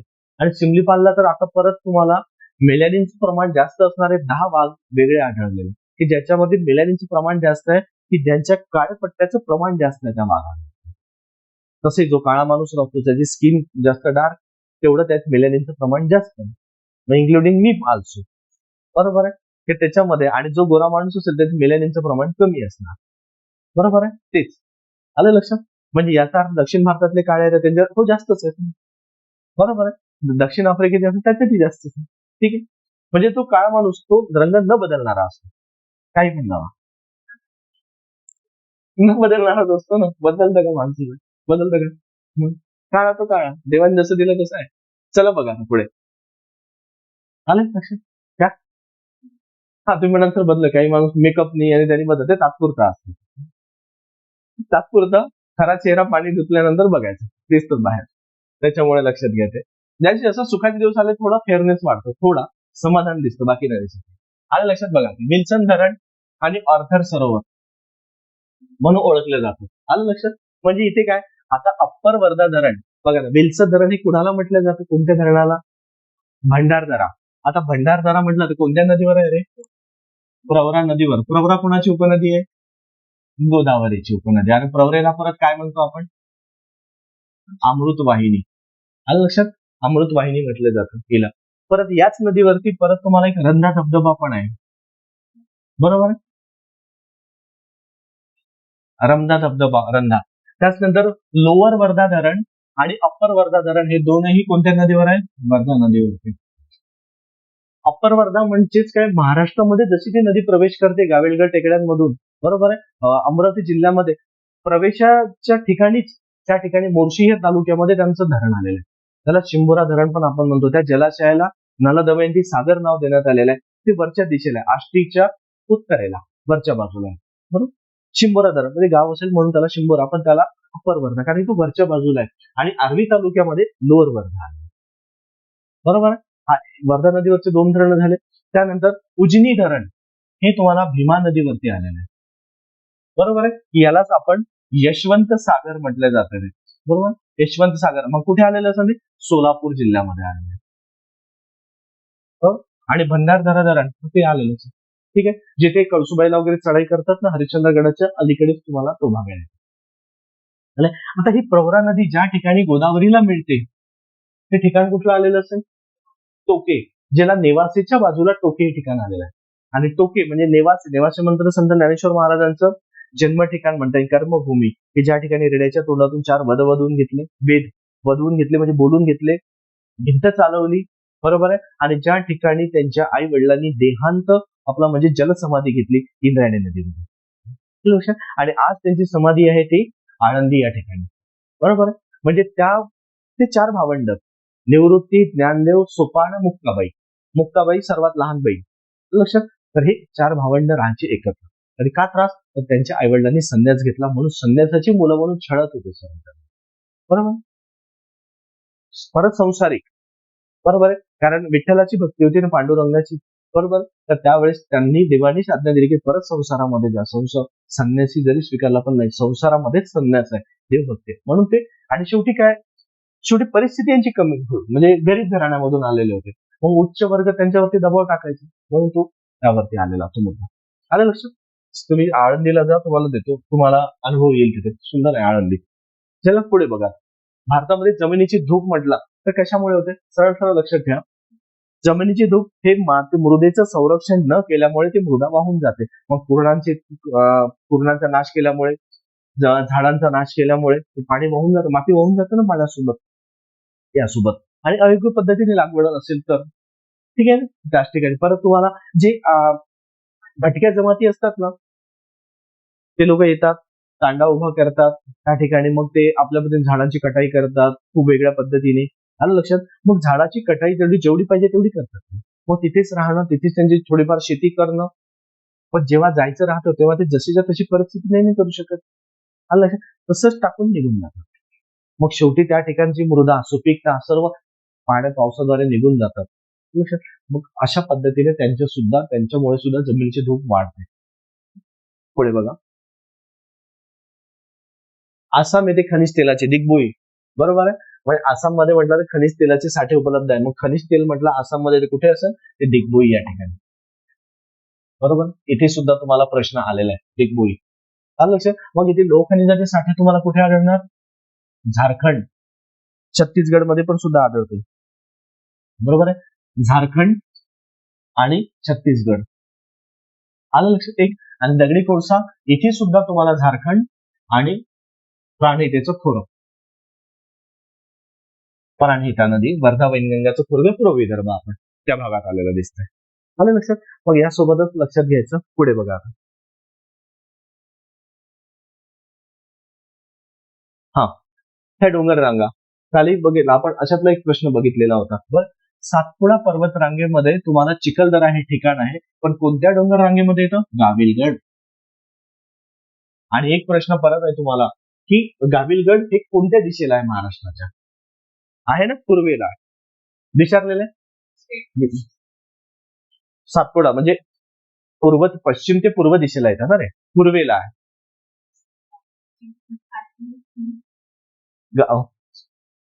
आहो ना. हा. त्यानंतर गाविलगड आणि मेळघाट हे डोंगर राज्याच्या दक्षिणेला नाही तर कोणाच्या? उत्तरेला येतं. हे महत्वाचं आहे, बरोबर आहे. आणि बालाघाट डोंगररांग बालाघाट डोंगर हे शंभू महादेव डोंगर रांगेच्या उत्तरेला आहे. विधान बरोबर आहे. म्हणजे याचा अर्थ बालाघाट महादेव शंभू म्हणजे बालाघाट डोंगर रांग ही बालाघाट डोंगर रांगेच्या दक्षिणेला शंभू महादेव येते. एक म्हणजे शंभू महादेवच्या उत्तरेला तुम्हाला बालाघाट डोंगर रांग आलेली. क्रॉस चेक करून बघायचं कोण कोणाच्या यायला. एक लक्ष. पुढे बघायचं. दारिद्र्य. आता इकॉनॉमिक्स दारिद्र्य टॉपिक, बरोबर. दारिद्र्य टॉपिक तुम्हाला करणं गरजेचं हा एक. त्यानंतर लक्षात घ्यायचं की चलन व पैसा आलेला आहे तो एक मुद्दा येतो. त्यानंतर येते तुम्हाला 1122 पुस्तकात आहे इकॉनॉमिक्सच्या योजना आलेल्या आहेत. योजना बऱ्याचदा विचारल्या, बरोबर. त्याच्यामुळे ह्या योजनांना पाठच करून टाका, याला काही लॉजिकच नका लावू दुसरं काही. त्यानंतर बेरोजगारी म्हणजे कोणत्या प्रकारची आहे? हंगामी आहे, तांत्रिक आहे, प्रच्छन्न आहे, बरोबर आहे, चक्रीय आहे, बरोबर आहे. ऊसतोड कामगार आपल्याकडे येते, याचा अर्थ हंगामी रोजगार आहे. तांत्रिक जेव्हा जेसीबीचं काम करण्याच्या आधी त्याच ठिकाणी तुम्हाला 10 मजूर लागत असेल तर आता एकच व्यक्ती जेसीबीने काम करतो, म्हणजे झाली तांत्रिक बेरोजगारी, बरं. म्हणजे ऑफिसमध्ये कम्प्युटर टेक्नॉलॉजी, एआय सिस्टीम जसं म्हणू शकतो आता की एआय काम सर्व 4 लोकांचं काम एकच करून घेतं, ठीक आहे. तर याला तांत्रिक बेरोजगारी म्हणतो आपण, ठीक आहे. विकास वित्तीय स्थापन संस्था ते एकदा करून कृषी बाजार नानापेठ नाबार्ड मध्ये येऊन जाईल हा मुद्दा तुम्हाला, बरोबर. कृषी हा टॉपिक असेल ना त्यामध्ये येणार. त्यानंतर नाबार्डचा मुद्दा पुढचा प्रश्न तोच आहे. ठीक आहे. नाबार्डची स्थापना कधी झाली हा व्यवस्थित वाचून घ्या त्या पुस्तकात. कारण लक्षात घ्या नाबार्डवरती 2-3दा प्रश्न आलेले बरोबर आहे. स्थापना कधी झाली, त्याचं मुख्यालय काय, त्यांचं कार्य काय, त्या पद्धतीने त्यांचा उद्देश काय, कोणासाठी कोणाला कर्ज देते, काय देतं, एकदा वाचून घ्या. त्यानंतर येतोय आपण राष्ट्रीय उत्पन्न हा टॉपिक. इकॉनॉमिक्सचे टॉपिक बदललेले नाही. आलं लक्षात. इकॉनॉमिक्सला खूप कठीण करून ठेवता आपण, पण इकॉनॉमिक्सला कधीच डीप मध्ये गेले नाही प्रश्न. तुम्ही बघा वन लाईनर प्रश्न जास्त असतात. आणि आत्ताचा गट तो 21चा जर प्रश्न बघितला ना मुख्यचा, जो 21 सप्टेंबर 2025 ला झालेला बघितलाय ना, त्याच्यात पूर्ण अर्ध्यापेक्षा जास्त प्रश्न 11-12च्या पुस्तकातून पेज नंबर वाईज दिले आहेत तुम्हाला. तुम्हीच विचार करू शकता. आलं लक्षात. फक्त कठीण नका करू, त्याला सोपं करून ठेवा. परत मुद्दा आहे सार्वजनिक वित्त समतोल अंदाजपत्रक. सार्वजनिक वित्तावरती झालेला आहे. तरी पुस्तक तर वाचा 11-12चे. जेव्हा मी इकॉनॉमिक्स घेईल ना त्यावेळेस तुम्हाला सोपं जाणार. बरोबर आहे. त्यानंतर ब्रिक्स बँक, ब्रिक्सची समिट झालेली आहे. आले लक्षात. ब्रिक्स बरोबर आहे संघटना, त्याच्यावरती प्रश्न आला. मग संस्थापक देश, त्यांचे अध्यक्ष, त्यांच्या समिट्स कुठे झाल्या, म्हणजे परिषदा कुठे झाल्या, काय झाल्या, कशा पद्धतीने झाल्या, त्यावरती प्रश्न. त्यानंतर हे लोकसंख्येचं स्थिती तोही आलेला आहे. लोकसंख्येमध्ये मुद्दा. त्यानंतर उज्ज्वला योजना आहे बघा, कोणत्या गरीब महिलांना मोफत गॅस कनेक्शन दिलं जातं, करून ठेवा. योजना लाडकी बहीण आता आलेलीच आहे, तर इतर योजना तुम्हाला विचारू शकतात.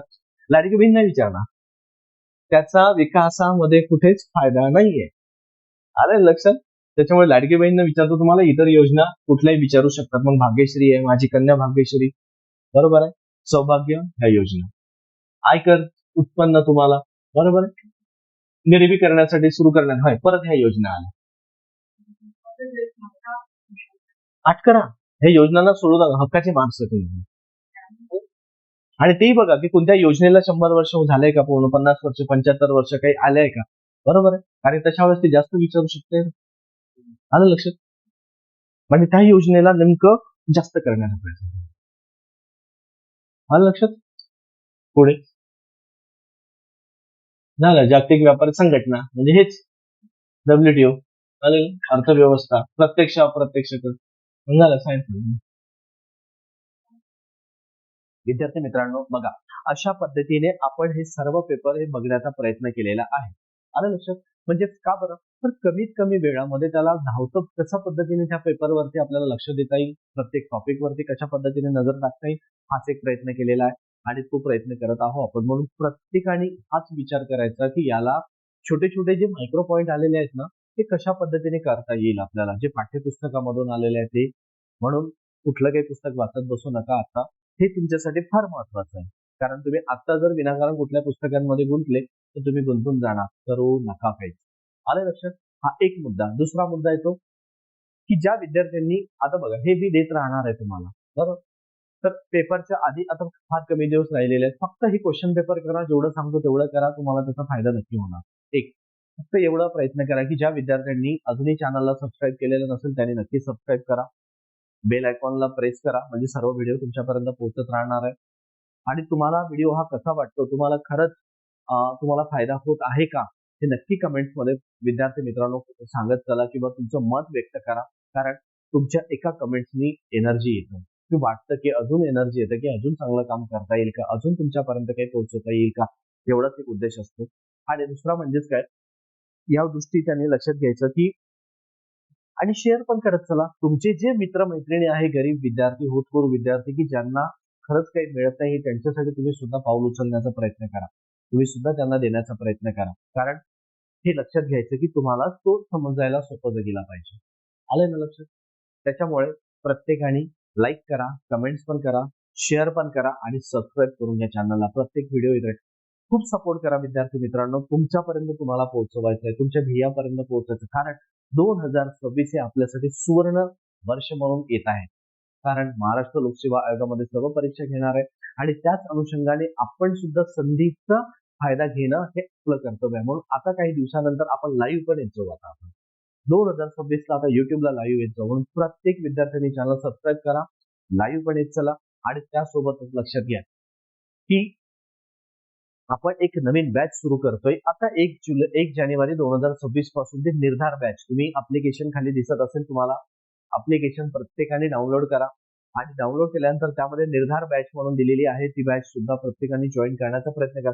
फक्त आपण विद्यार्थी मित्रांनो 4,999 रुपयामध्ये ती बॅच देत आहे. तुम्हाला साईडला स्क्रीनमध्ये दिसत असेल, बरोबर आहे. तर त्यामध्ये लक्षात घ्यायचं की तुम्हाला त्या दृष्टीने लक्षात घ्या ही बॅच ही ऑफलाईन बॅचेस ऑनलाईन स्वरूपामध्ये येणार आहे.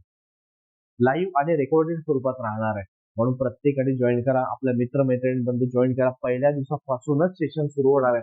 सर्व मटेरियल सर्व गोष्टी आपण देण्याचा प्रयत्न करणार आहे. आलं लक्षात विद्यार्थी मित्रांनो, सर्व काही तुम्हाला देण्याचा प्रयत्न करणार आहे. सर्व साहित्यानिशी तुम्हाला कसं फक्त माझा एवढाच उद्देश आहे की 16 जून जून 2026 आणि जून आणि जुलैमध्ये ज्या परीक्षा होत आहे त्या सर्व परीक्षांना कसं तुम्हाला आलं. चला